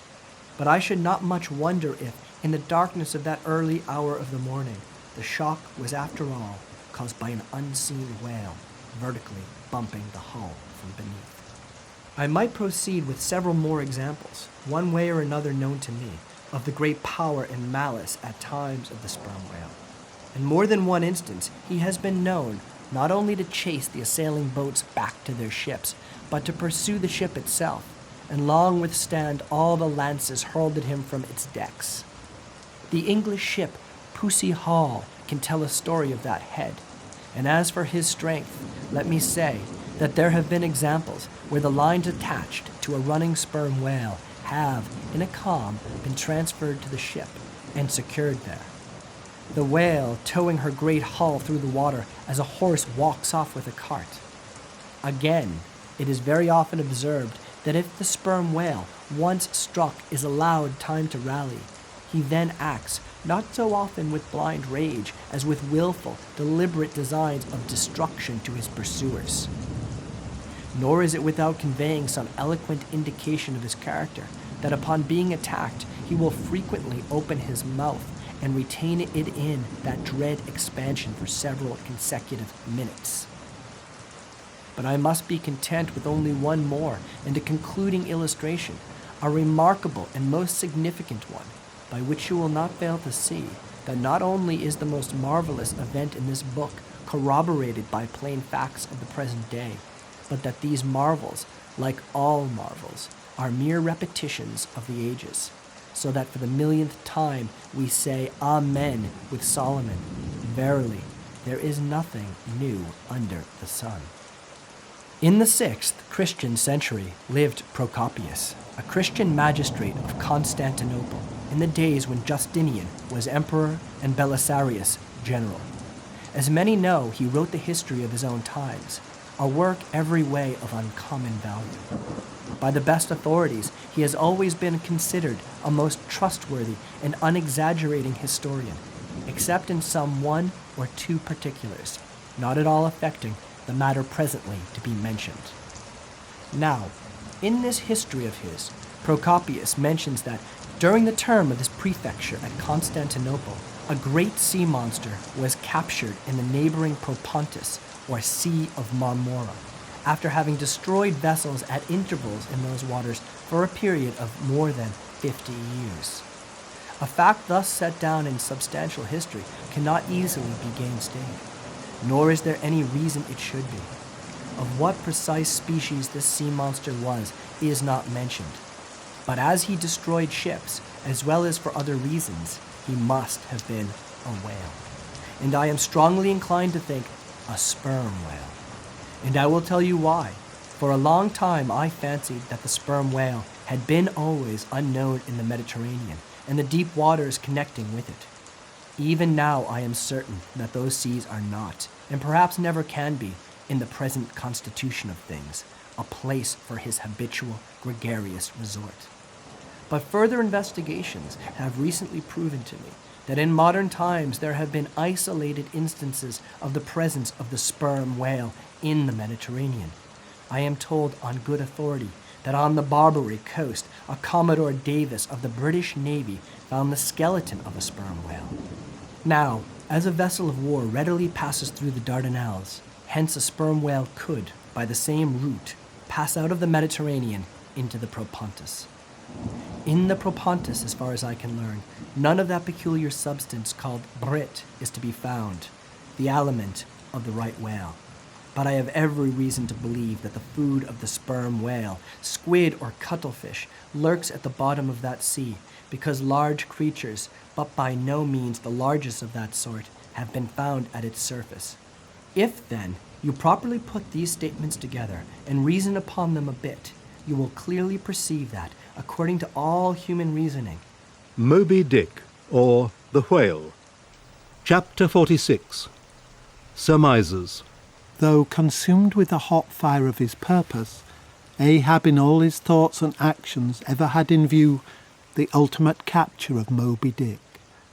Though he seemed ready to sacrifice all mortal interest to that one passion, nevertheless it may have been that he was by nature and long habituation far too wedded to a fiery whaleman's ways altogether to abandon the collateral prosecution of the voyage. Or at least, if this were otherwise, there were not wanting other motives much more influential with him. It would be refining too much, perhaps even considering his monomania, to hint that his vindictiveness towards the white whale might have possibly extended itself in some degree to all sperm whales, and that the more monsters he slew, by so much the more he multiplied the chances that each subsequently encountered whale would prove to be the hated one he hunted. But if such a hypothesis be indeed exceptionable, there were still additional considerations which, though not so strictly according with the wildness of his ruling passions, yet were by no means incapable of swaying him. To accomplish his object, Ahab must use tools, and of all tools used in the shadow of the moon, men are most apt to get out of order. He knew, for example, that however magnetic his ascendancy in some respects was over Starbuck, yet that ascendancy did not cover the complete spiritual man any more than mere corporeal superiority involves intellectual mastership. For to the purely spiritual, the intellectual but stand in a sort of corporeal relation. Starbuck's body and Starbuck's coerced will were Ahab's. So long as Ahab kept his magnet at Starbuck's brain, still he knew that for all this the chief mate in his soul abhorred his captain's quest and would joyfully disintegrate himself from it, or even frustrate it. It might be that a long interval would elapse ere the white whale was seen. During that long interval Starbuck would ever be apt to fall into open relapses of rebellion against his captain's leadership, unless some ordinary, prudential, circumstantial influences were brought to bear upon him.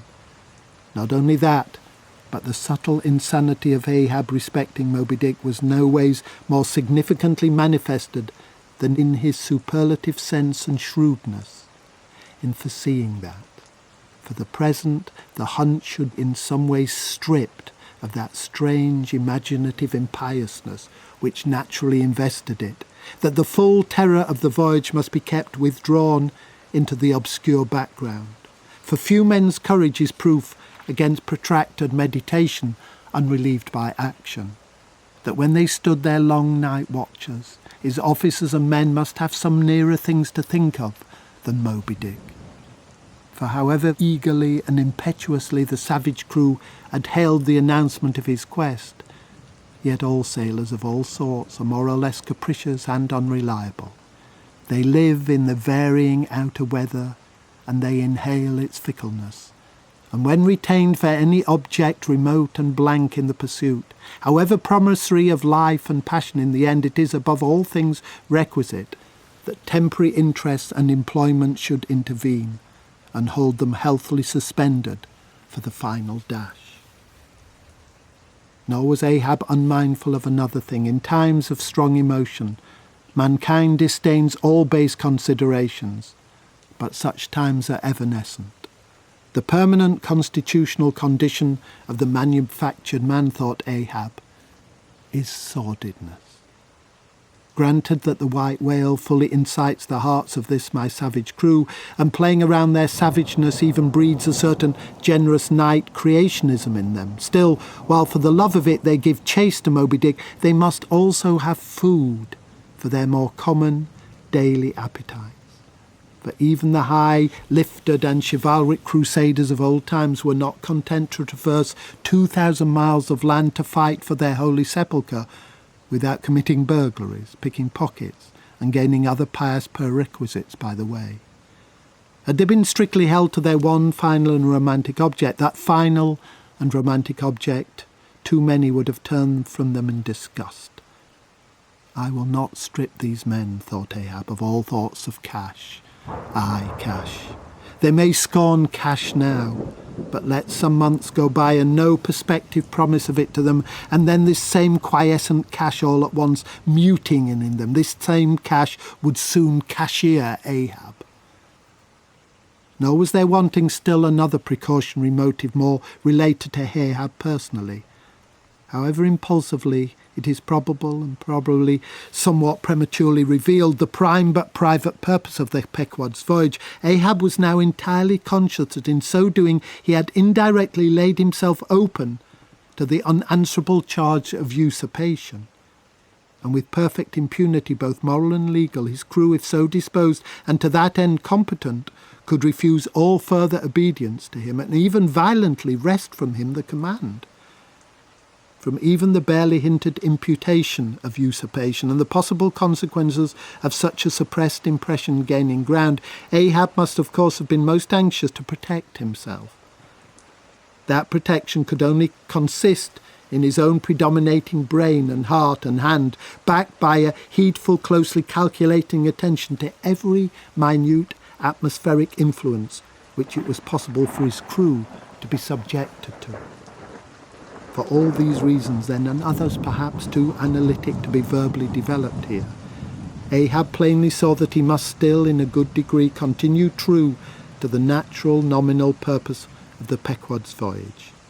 Observe all customary usages, and not only that, but force himself to evince all his well-known passionate interest in the general pursuit of his profession.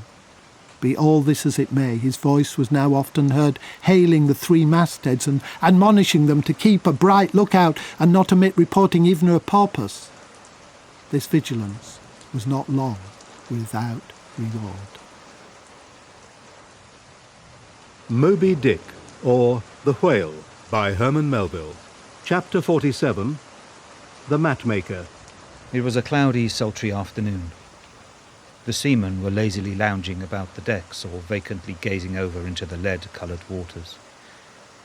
Queequeg and I were mildly employed weaving what is called a sword mat for an additional lashing to our boat.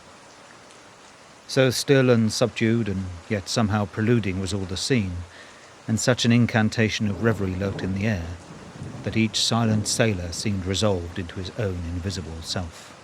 I was the attendant or page of Queequeg while busy at the mat. As I kept passing and repassing the filling or woof of marlin between the long yarns of the warp, using my own hand for the shuttle, and as Queequeg, standing sideways, ever and anon slid his heavy oaken sword between the threads, and idly looking off upon the water, carelessly and unthinkingly drove home every yarn. I say so strange a dreaminess did there then reign all over the ship and all over the sea, only broken by the intermitting dull sound of the sword, that it seemed as if this were the loom of time, and I myself were a shuttle, mechanically weaving and weaving away at the fates. There lay the fixed threads of the warp, subject to but one single, ever-returning, unchanging vibration, and that vibration merely enough to admit of the crosswise interblending of other threads with its own. This warp seemed necessity, and here, thought I, with my own hand I ply my own shuttle, and weave my own destiny into these unalterable threads. Meantime, Queequeg's impulsive, indifferent sword, sometimes hitting the woof slantingly, or crookedly, or strongly, or weakly, as the case might be, and by this difference in the concluding blow producing a corresponding contrast in the final aspect of the completed fabric.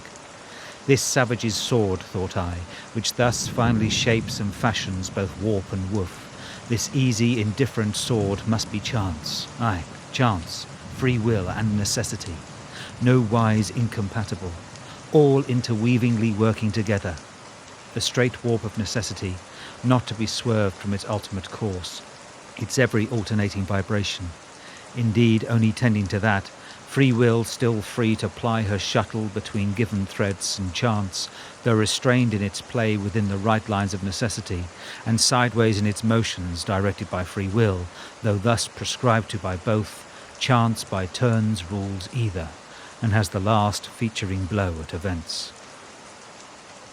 Thus we were weaving and weaving away when I started at a sound so strange, long-drawn and musically wild and unearthly that the ball of free will dropped from my hand, and I stood gazing up at the clouds whence the voice dropped like a wing.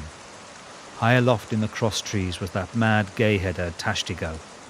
His body was reaching eagerly forward, his hand stretched out like a wand, and at brief sudden intervals he continued his cries.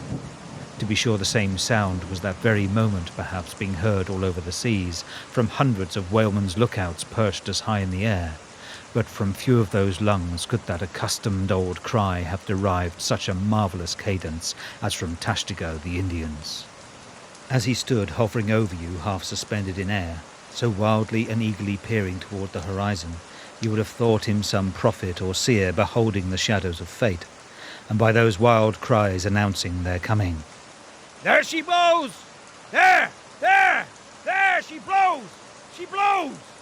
Where away? On the lee beam! About 2 miles off. A score of 'em. Instantly all was commotion.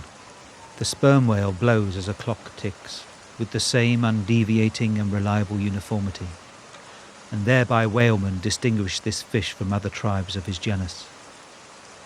There go flukes! Was now the cry from Tashtigo, and the whales disappeared. Wet steward! Cried Ahab. Time! Doughboy hurried below, glanced at the watch, and reported the exact minute to Ahab. The ship was now kept away from the wind, and she went gently rolling before it. Tashtigo reporting that the whales had gone down, heading to leeward, we confidently looked to see them again directly in advance of our bows.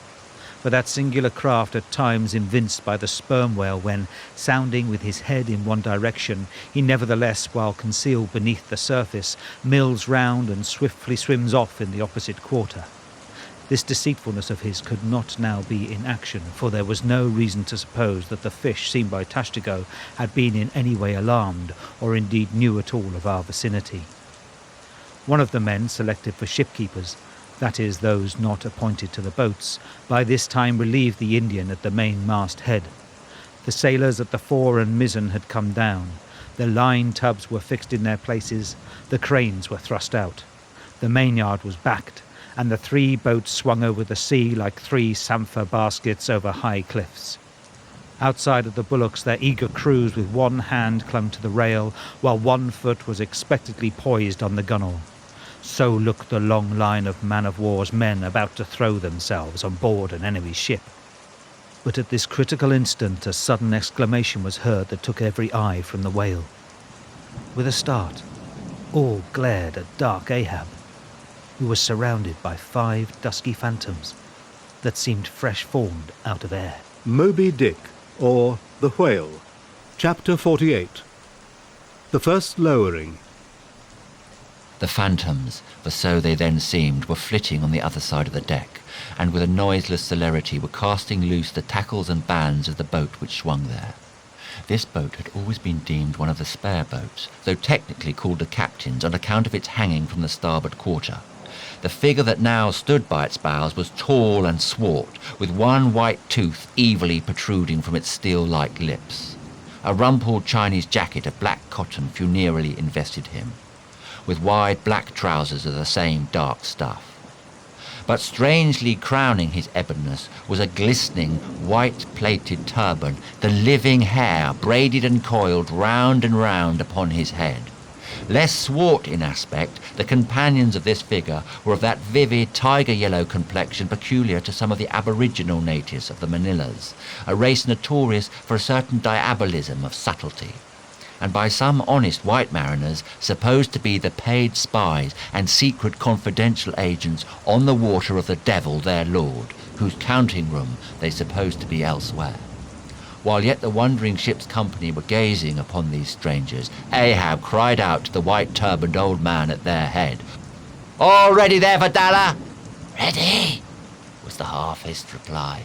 "Lower away then, do you hear?" shouting across the deck. "Lower away then, I say!" Such was the thunder of his voice that, spite of their amazement, the men sprang over the rail. The sheaves whirled round in the blocks. With a wallow, the 3 boats dropped into the sea, while, with a dexterous offhand daring unknown in any other vocation, the sailors, goat-like, leapt down the rolling ship's side into the tossed boats below. Hardly had they pulled out from under the ship's lee when a 4th keel, coming from the windward side, pulled round under the stern and showed the 5 strangers rowing Ahab, who, standing erect in the stern, loudly hailed Starbuck, Stubb, and Flask to spread themselves widely, so as to cover a large expanse of water. But with all their eyes again riveted upon the swart Fadalla and his crew, the inmates of the other boats obeyed not the command. "Captain Ahab," said Starbuck. "Spread yourselves," cried Ahab. "Give way, all 4 boats. Thou, Flask, pull out more to leeward." "Aye, aye, sir," cheerily cried little King Post, sweeping round his great steering oar. "Lay back," addressing his crew. "There again. There she blows, boys, right ahead, boys, lay back." "Never heed yonder yellow boys, Archie." "Oh, I don't mind 'em, sir," said Archie. "I knew it all before now. Didn't I hear 'em in the hold? And didn't I tell to Cabacco here of it? What say ye, Cabacco?" "They are stowaways, Mr. Flask." "Pull, pull, my heart's alive. Pull, my children, pull, my little ones." Drawlingly and soothingly sighed Stubb to his crew, some of whom still showed signs of uneasiness. "Why don't you break your backbones, my boy? What is it you stare at? Those chaps in yonder boat? Tut! They are only 5 more hands come to help us, never mind from where, the more the merrier. Pull then, do pull, never mind a brimstone. Devils are good fellows enough. So, there you are now. That's the stroke for £1,000. That's the stroke to sweep the stakes. Hurrah for the gold cup of sperm oil, my heroes. 3 cheers, men, all hearts alive. Easy, easy, don't be in a hurry, don't be in a hurry. Why don't you snap your oars, you rascals? Bite something, you dogs. So, then, softly. That's it. Long and strong. Give way there, give way. The devil fetch ye, you ragamuffin rapscallions. You're all asleep. Stop snoring, you sleepers, and pull. Pull, will you? Pull, can't you? Pull, won't you? Why, in the name of Cutchins and ginger cake, don't you pull? Pull and break something. Pull and start your eyes out. Here, whipping out the sharp knife from his girdle, every mother's son of you, draw his knife and pull with the blade between his teeth. That's it. Now you do something. That looks like it, my steel bits. Start her, my silver spoons. Start her, marling spikes. Stubb's exordium to his crew is given here at large because he had rather a peculiar way of talking to them in general, and especially in inculcating the religion of rowing. But you must not suppose from this specimen of his sermonizings that he ever flew into downright passions with his congregation, not at all. And therein consisted his chief peculiarity. He would say the most terrific things to his crew in a tone so strangely compounded of fun and fury seemed so calculated merely as a spice to the fun, that no oarsman could hear such queer invocations without pulling for dear life, and yet pulling for the mere joke of the thing. Besides, he all the time looked so easy and indolent himself, so loungingly managed his steering oar, and so broadly gaped, open-mouthed at times, that the mere sight of such a yawning commander, by sheer force of contrast, acted like a charm upon the crew. Then again, Stubb was one of those odd sort of humorists whose jollity is sometimes so curiously ambiguous as to put all inferiors on their guard in the matter of obeying them. In obedience to a sign from Ahab, Starbuck was now pulling obliquely across Stubb's bow, and when for a minute or so the 2 boats were pretty near to each other, Stubb hailed the mate. "Mr. Starbuck? Larboard boat there ahoy! A word with you, sir, if you please." "Hulloa!" returned Starbuck, turning round not a single inch as he spoke, still earnestly but whisperingly urging his crew, his face set like a flint from Stubb's. "What think ye of those yellow boys, sir?" "Smuggled on board somehow before the ship sailed." Strong boys," in a whisper to his crew, then speaking out loud again. "A sad business, Mr. Stubb." See there, my lads." But never mind, Mr. Stubb, all for the best. Let all your crew pull strong, come what will. Spring, my men, spring! There's hogsheads of sperm ahead, Mr. Stubb, and that's what you came for. Pull, my boys. Sperm's the play. This, at least, is duty. Duty and profit, hand in hand. Aye, I thought as much, soliloquized Stubb, when the boats diverged. As soon as I clapped eye on 'em, I thought so. Aye. That's what he went down into the afterhold for so often, as Doughboy long suspected. They were hidden down there, the white whales at the bottom of it. Well, so be it, can't be helped. All right, give way, men, it ain't the white whale today, give way. Now, the advent of these outlandish strangers at such a critical instant as the lowering of the boats from the deck, this had not unreasonably awakened a sort of superstitious amazement in some of the ship's company. But Archie's fancied discovery, having some time previous got abroad among them, though indeed not credited then, this had in some small measure prepared them for the event. It took off the extreme edge of their wonder. And so, what with all this, and Stubb's confident way of accounting for their appearance, they were for the time freed from superstitious surmisings, though the affair still left abundant room for all manner of wild conjectures as to dark Ahab's precise agency in the matter from the beginning. For me, I silently recalled the mysterious shadows I had seen creeping on board the Pequod during the dim Nantucket dawn, as well as the enigmatical hintings of the unaccountable Elijah. Meantime, Ahab, out of the hearing of his officers, having sided the furthest to windward, was still ranging ahead of the other boats, a circumstance bespeaking how potent a crew was pulling him. Those tiger-yellow creatures of his seemed all steel and whalebone. Like 5 trip hammers they rose and fell with regular strokes of strength, while periodically started the boat along the water like a horizontal burst boiler out of a Mississippi steamer.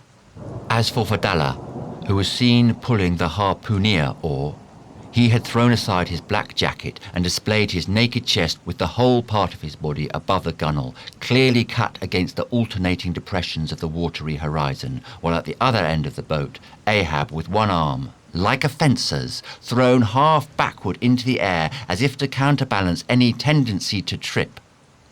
Ahab was seen steadily managing his steering oar as in the 1,000 boat lowerings ere the white whale had torn him. All at once the outstretched arm gave a peculiar motion and then remained fixed, while the boat's 5 oars were seen simultaneously peaked. Boat and crew sat motionless on the sea. Instantly, the 3 spread boats in the rear paused on their way. The whales had irregularly settled bodily down into the blue, thus giving no distantly discernible token of the movement, though from his closer vicinity Ahab had observed it. "Every man look out along his oars!" cried Starbuck. "Thou, Queequeg, stand up!"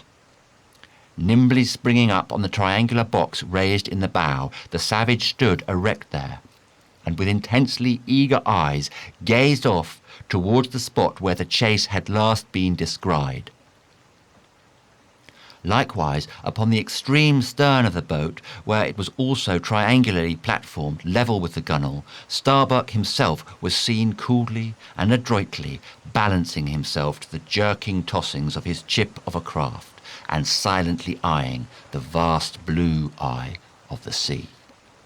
Not very far distant, Flask's boat was also lying breathlessly still, its commander recklessly standing upon the top of the loggerhead, a stout sort of post rooted in the keel and rising some 2 feet above the level of the stern platform. It is used for catching turns with the whale line. Its top is not more spacious than the palm of a man's hand, and standing upon such a base as that, Flask seemed perched at the masthead of some ship which had sunk to all but her trucks. But Little Kingpost was small and short, and at the same time Little Kingpost was full of a large and tall ambition, so that this loggerhead standpoint of his did by no means satisfy Kingpost. "I can't see 3 seas off." Tip us up on all there, and let me on to that." Upon this, Daggoo, with either hand upon the gunwale to steady his way, swiftly slid aft, and then erecting himself, volunteered his lofty shoulders for a pedestal. "Good a master as any, sir, will you mount?"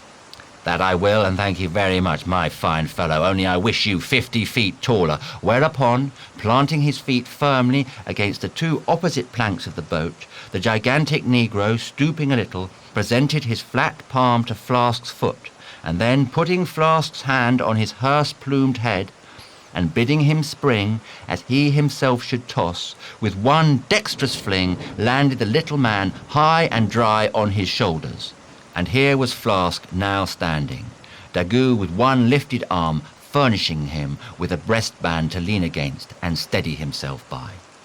At any time it is a strange sight to the tyro to see with what wondrous habitude of unconscious skill the whaleman will maintain an erect posture in his boat, even when pitched about by the most riotously perverse and cross-running seas.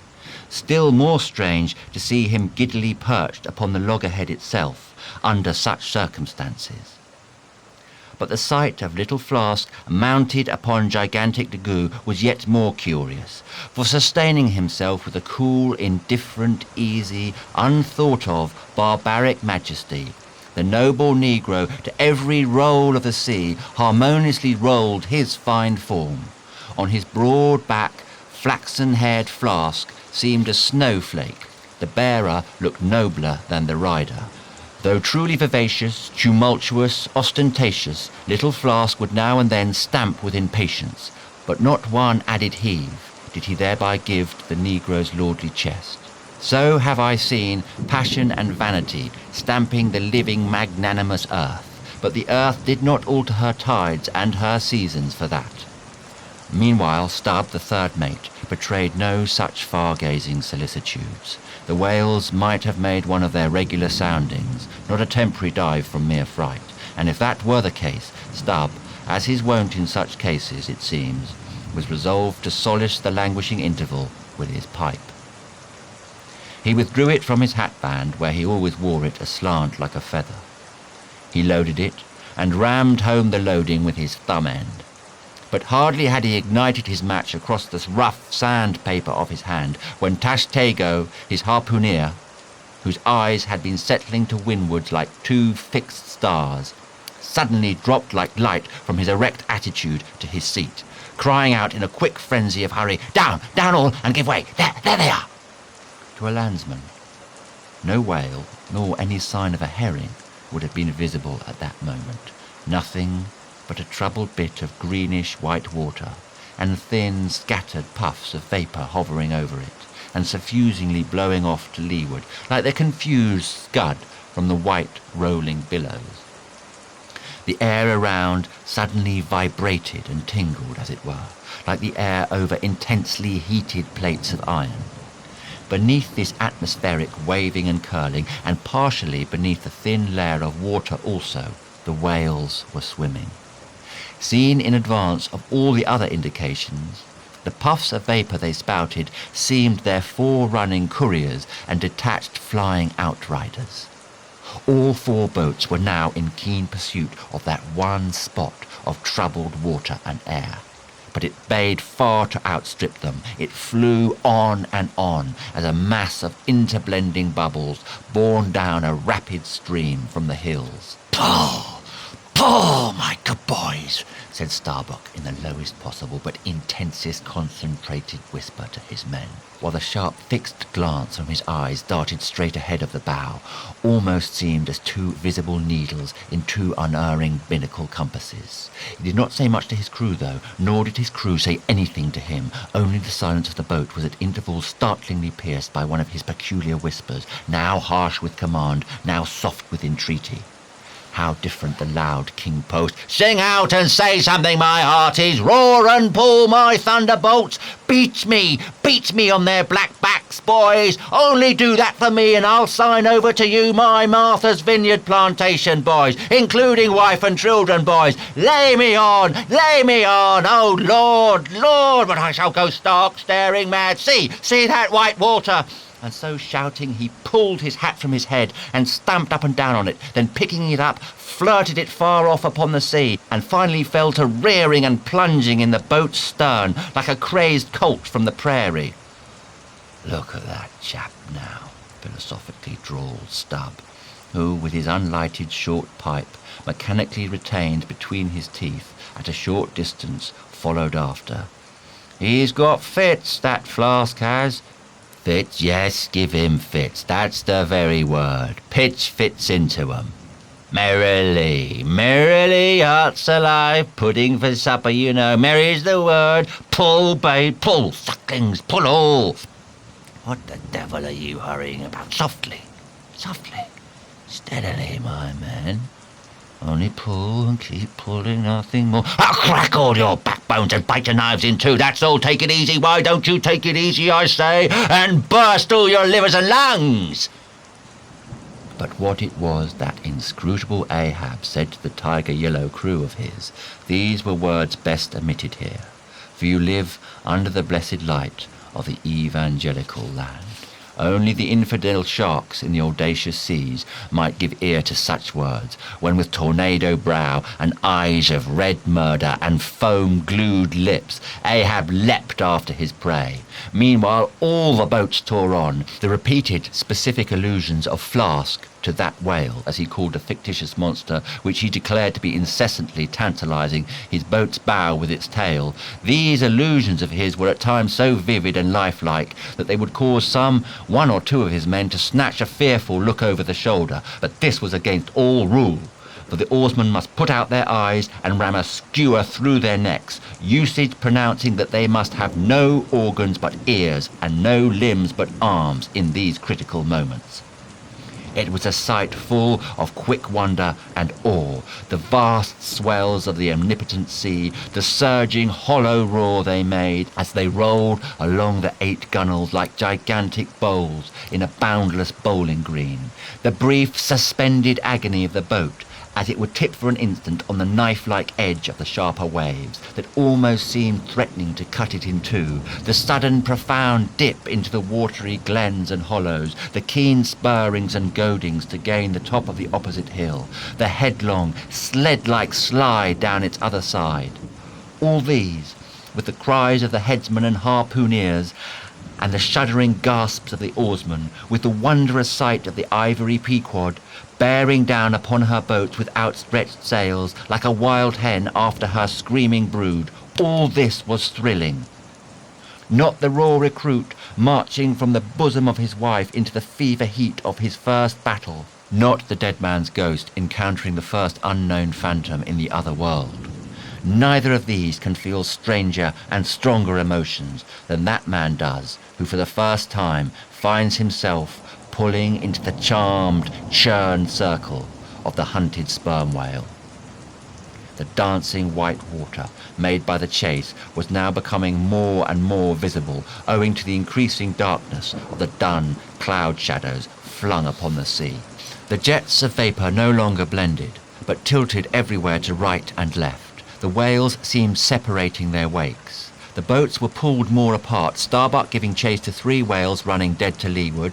Our sail was now set, and with a still rising wind we rushed along, the boat going with such madness through the water that the lee oars could scarcely be worked rapidly enough to escape being torn from the rowlocks. Soon we were running through a suffusing wide veil of mist, neither ship nor boat to be seen. "Give way, men," whispered Starbuck, drawing still further aft the sheet of his sail. "There is time to kill a fish yet before the squall comes." "There's white water again! Close to! Spring!" Soon after, 2 cries in quick succession on each side of us denoted that the other boats had got fast, but hardly were they overheard when, with a lightning-like, hurtling whisper, Starbuck said, "Stand up!" and Queequeg, harpoon in hand, sprang to his feet.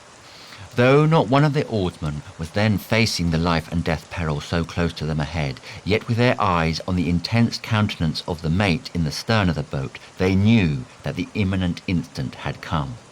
They heard, too, an enormous wallowing sound, as of 50 elephants stirring in their litter. Meanwhile, the boat was still booming through the mist, the waves curling and hissing around us like erected crests of enraged serpents. "That's his hump! There! Give it to him!" whispered Starbuck. A short, rushing sound leapt out of the boat. It was the darted iron of Queequeg. Then, all in one welded commotion, came an invisible push from astern. While forward the boat seemed striking on a ledge, the sail collapsed and exploded. A gush of scalding vapour shot up nearby. Something rolled and tumbled like an earthquake beneath us. The whole crew were half suffocated as they were tossed helter-skelter into the white curdling cream of the squall. Squall, whale and harpoon had all blended together, and the whale, merely grazed by the iron, escaped. Though completely swamped, the boat was nearly unharmed. Swimming around it, we picked up the floating oars and, lashing them across the gunwale, tumbled back to our places. There we sat, up to our knees in the sea, the water covering every rib and plank, so that to our downward-gazing eyes the suspended craft seemed a coral boat grown up to us from the bottom of the ocean. The wind increased to a howl. The waves dashed their bucklers together. The whole squall roared, forked and crackled around us like a white fire upon the prairie, in which, unconsumed, we were burning, immortal in these jaws of death. In vain we hailed the other boats, as well roar to the live coals down the chimney of a flaming furnace as hail those boats in that storm. Meanwhile the driving scud, rack and mist grew darker with the shadows of the night. No sign of the ship could be seen. The rising sea forbade all attempts to bail out the boat. The oars were useless as propellers, performing now the office of life preservers. So, cutting the lashing of the waterproof match keg, after many failures Starbuck contrived to ignite the lamp in the lantern. Then, stretching it on a waif pole, handed it to Queequeg as the standard-bearer of this forlorn hope. There then he sat, holding up that imbecile candle in the heart of that almighty forlornness. There then he sat, the sign and symbol of a man without faith, hopelessly holding up hope in the midst of despair. Wet, drenched through, and shivering cold, despairing of ship or boat, we lifted up our eyes as the dawn came on. The mist still spread over the sea. The empty lantern lay crushed in the bottom of the boat. Suddenly Queequeg started to his feet, hollowing his hands to his ear. We all heard a faint creaking, as of ropes and yards hitherto muffled by the storm. The sound came nearer and nearer. The thick mists were dimly parted by a huge, vague form. Affrighted, we all sprang into the sea as the ship at last loomed into view, bearing right down upon us, within a distance of not much more than its length. Floating on the waves, we saw the abandoned boat, as for one instant it tossed and gaped beneath the ship's bows like a chip at the base of a cataract, and then the vast hull rolled over it, and it was seen no more till it came up weltering astern. Again we swam for it, were dashed against it by the seas, and were at last taken up and safely landed on board. Ere the squall came close to, the other boats had cut loose from their fish and returned to the ship in good time. The ship had given us up, but was still cruising, if haply it might light upon some token of our perishing, an oar or a lance-pole. Moby-Dick, or The Whale, by Herman Melville. Chapter 49. The Hyena. There are certain queer times and occasions in this strange mixed affair we call life, when a man takes his whole universe for a vast, practical joke, though the wit thereof he but dimly discerns, and more than suspects that the joke is at nobody's expense but his own. However, nothing dispirits, and nothing seems worthwhile disputing. He bolts down all events, all creeds and beliefs and persuasions, all hard things, visible and invisible, never mind how knobby, as an ostrich of potent digestion gobbles down bullets and gunflints. And as for small difficulties and worryings, prospects of sudden disaster, peril of life and limb, all these, and death itself, seemed to him only sly, good-natured hits and jolly punches in the side bestowed by the unseen and unaccountable old joker. That odd sort of wayward mood I am speaking of comes over a man only in some time of extreme tribulation. It comes in the very midst of his earnestness, so that what just before might have seemed to him a thing most momentous, now seems but a part of a general joke. There is nothing like the perils of whaling to breed this free and easy sort of genial desperado philosophy, and with it I now regard this whole voyage of the Pequod and the great white whale, its object. "Queequeg," said I, when they had dragged me, the last man, to the deck, and I was still shaking myself in my jacket to fling off the water. "Queequeg, my fine friend, does this sort of thing often happen?" Without much emotion, though soaked through just like me, he gave me to understand that such things did often happen. "Mr. Stubb," said I, turning to that worthy who, buttoned up in his oil jacket, was now calmly smoking his pipe in the rain. "Mr. Stubb, I think I have heard you say that of all whalemen you ever met, our chief mate, Mr. Starbuck, is by far the most careful and prudent. I suppose, then, that going plump on a flying whale, with your sails set, in a foggy squall, is the height of a whaleman's discretion?" "Certain. I've lowered for whales from a leaking ship in a gale off Cape Horn." "Mr. Flask," said I, turning to little King Post, who was standing close by, "you are experienced in these things and I am not. Will you tell me whether it is an unalterable law in this fishery, Mr. Flask, for an oarsman to break his own back, pulling himself back foremost into death's jaws?" "Can't you twist that smaller?" said Flask. "Yes, that's the law. I should like to see a boat's crew backing water up to a whale face foremost. Ha ha! The whale would give them squint for squint, mind that." Here, then, from 3 impartial witnesses, I had a deliberate statement of the entire case. Considering, therefore, that squalls and capsizings in the water, and consequent bivouacs on the deep, were matters of common occurrence in this kind of life, considering that at the superlatively critical instant of going on to the whale, I must resign my life into the hands of him who steered the boat, oftentimes a fellow who at that very moment is in his impetuousness upon the point of scuttling the craft with his own frantic stampings, considering that the particular disaster to our own particular boat was chiefly to be imputed to Starbuck's driving onto his whale almost in the teeth of a squall, and considering that Starbuck, notwithstanding, was famous for his great heedfulness in the fishery, considering that I belonged to this uncommonly prudent Starbuck's boat, and finally considering in what a devil's chase I was implicated, touching the white whale, taking all these things together, I say, I thought I might as well go below and make a rough draft of my will. "Queequeg," said I, "come along. You shall be my lawyer, executor, and legatee." It may seem strange that of all men sailors should be tinkering at their last wills and testaments, but there are no people in the world more fond of that diversion. This was the 4th time in my nautical life I had done the same thing. After the ceremony was concluded, upon the present occasion, I felt all the easier. A stone was rolled away from my heart.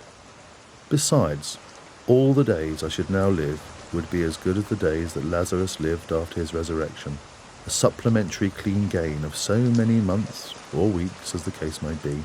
I survived myself. My death and burial were locked up in my chest. I looked round me tranquilly and contentedly, like a quiet ghost with a clean conscience, sitting inside the bars of a snug family vault. Now then, thought I, unconsciously rolling up the sleeves of my frock, here goes for a cool, collected dive at death and destruction, and the devil fetch the hindmost. Moby-Dick, or The Whale, by Herman Melville. Chapter 50. Ahab's boat and crew, Fedallah. Who would have thought it, Flask? cried Stubb. "If I had but one leg, you would not catch me in a boat unless maybe to stop the plug hole with my timber toe. Oh, he's a wonderful old man." "I don't think it's so strange after all on that account," said Flask. "If his leg were off at the hip now, it would be a different thing. That would disable him. But he has one knee and good part of the other left, you know." "I don't know that, my little man. I never yet saw him kneel." Among whale-wise people, it has often been argued whether, considering the paramount importance of his life to the success of the voyage, it is right for a whaling captain to jeopardize that life in the active perils of the chase. So Tamerlane's soldiers often argued with tears in their eyes whether that invaluable life of his ought to be carried into the thickest of the fight. But with Ahab, the question assumed a modified aspect. Considering that with 2 legs, man is but a hobbling wight in all times of danger, considering that the pursuit of whales is always under great and extraordinary difficulties, that every individual moment indeed then comprises a peril, under these circumstances, is it wise for any maimed man to enter a whaleboat in the hunt? As a general thing, the joint owners of the Pequod must have plainly thought not. Ahab well knew that although his friends at home would think little of his entering a boat in certain comparatively harmless vicissitudes of the chase, for the sake of being near the scene of action and giving his orders in person, yet for Captain Ahab to have a boat actually apportioned to him as a regular headsman in the hunt, above all for Captain Ahab to be supplied with 5 extra men as that same boat's crew, he well knew that such generous conceits never entered the heads of the owners of the Pequod. Therefore he had not solicited a boat's crew from them, nor had he in any way hinted his desires on that head. Nevertheless, he had taken private measures of his own touching all that matter. Until Archie's published discovery, the sailors had little foreseen it, though to be sure when, after being a little while out of port, all hands had concluded the customary business of fitting the whaleboats for service, when some time after this Ahab was now and then found bestirring himself in the matter of making thole pins with his own hands for what was thought to be one of the spare boats, and even solicitously cutting the small wooden skewers which, when the line is running out, are pinned over the groove in the bow. When all this was observed in him, and particularly his solicitude in having an extra coat of sheathing in the bottom of the boat, as if to make it better withstand the pointed pressure of his ivory limb, and also the anxiety evinced in exactly shaping the thigh-board, or clumsy cleat as it is sometimes called, the horizontal piece in the boat's bow for bracing the knee against in darting or stabbing at the whale, when it was observed how often he stood up in that boat with his solitary knee fixed in the semicircular depression in the cleat, and with the carpenter's chisel gouged out a little here and straightened it a little there. All these things, I say, had awakened much interest and curiosity at the time. But almost everybody supposed that this particular preparative heedfulness in Ahab must only be with a view to the ultimate chase of Moby-Dick, for he had already revealed his intention to hunt that mortal monster in person. But such a supposition did by no means involve the remotest suspicion as to any boat's crew being assigned to that boat. Now, with the subordinate phantoms, what wonder remained soon waned away, for in a whaler, wonders soon wane. Besides, now and then such unaccountable odds and ends of strange nations come up from the unknown nooks and ash-holes of the earth to man these floating outlaws of whalers, and the ships themselves often pick up such queer castaway creatures found tossing about the open sea on planks, bits of wreck, oars, whaleboats, canoes blown off, Japanese junks, and what not, that Beelzebub himself might climb up the side and step down into the cabin to chat with the captain, and it would not create any unsubduable excitement in the forecastle. But be all this as it may, certain it is that while the subordinate phantoms soon found their place among the crew, though still, as it were, somehow distinct from them, yet that hair-turbaned Fedallah remained a muffled mystery to the last. Whence he came in a mannerly world like this, by what sort of unaccountable tie he soon evinced himself to be linked with Ahab's peculiar fortunes, nay, so far as to have some sort of a half-hinted influence, heaven knows. But it might have been even authority over him. All this none knew. But one cannot sustain an indifferent air concerning Fedallah.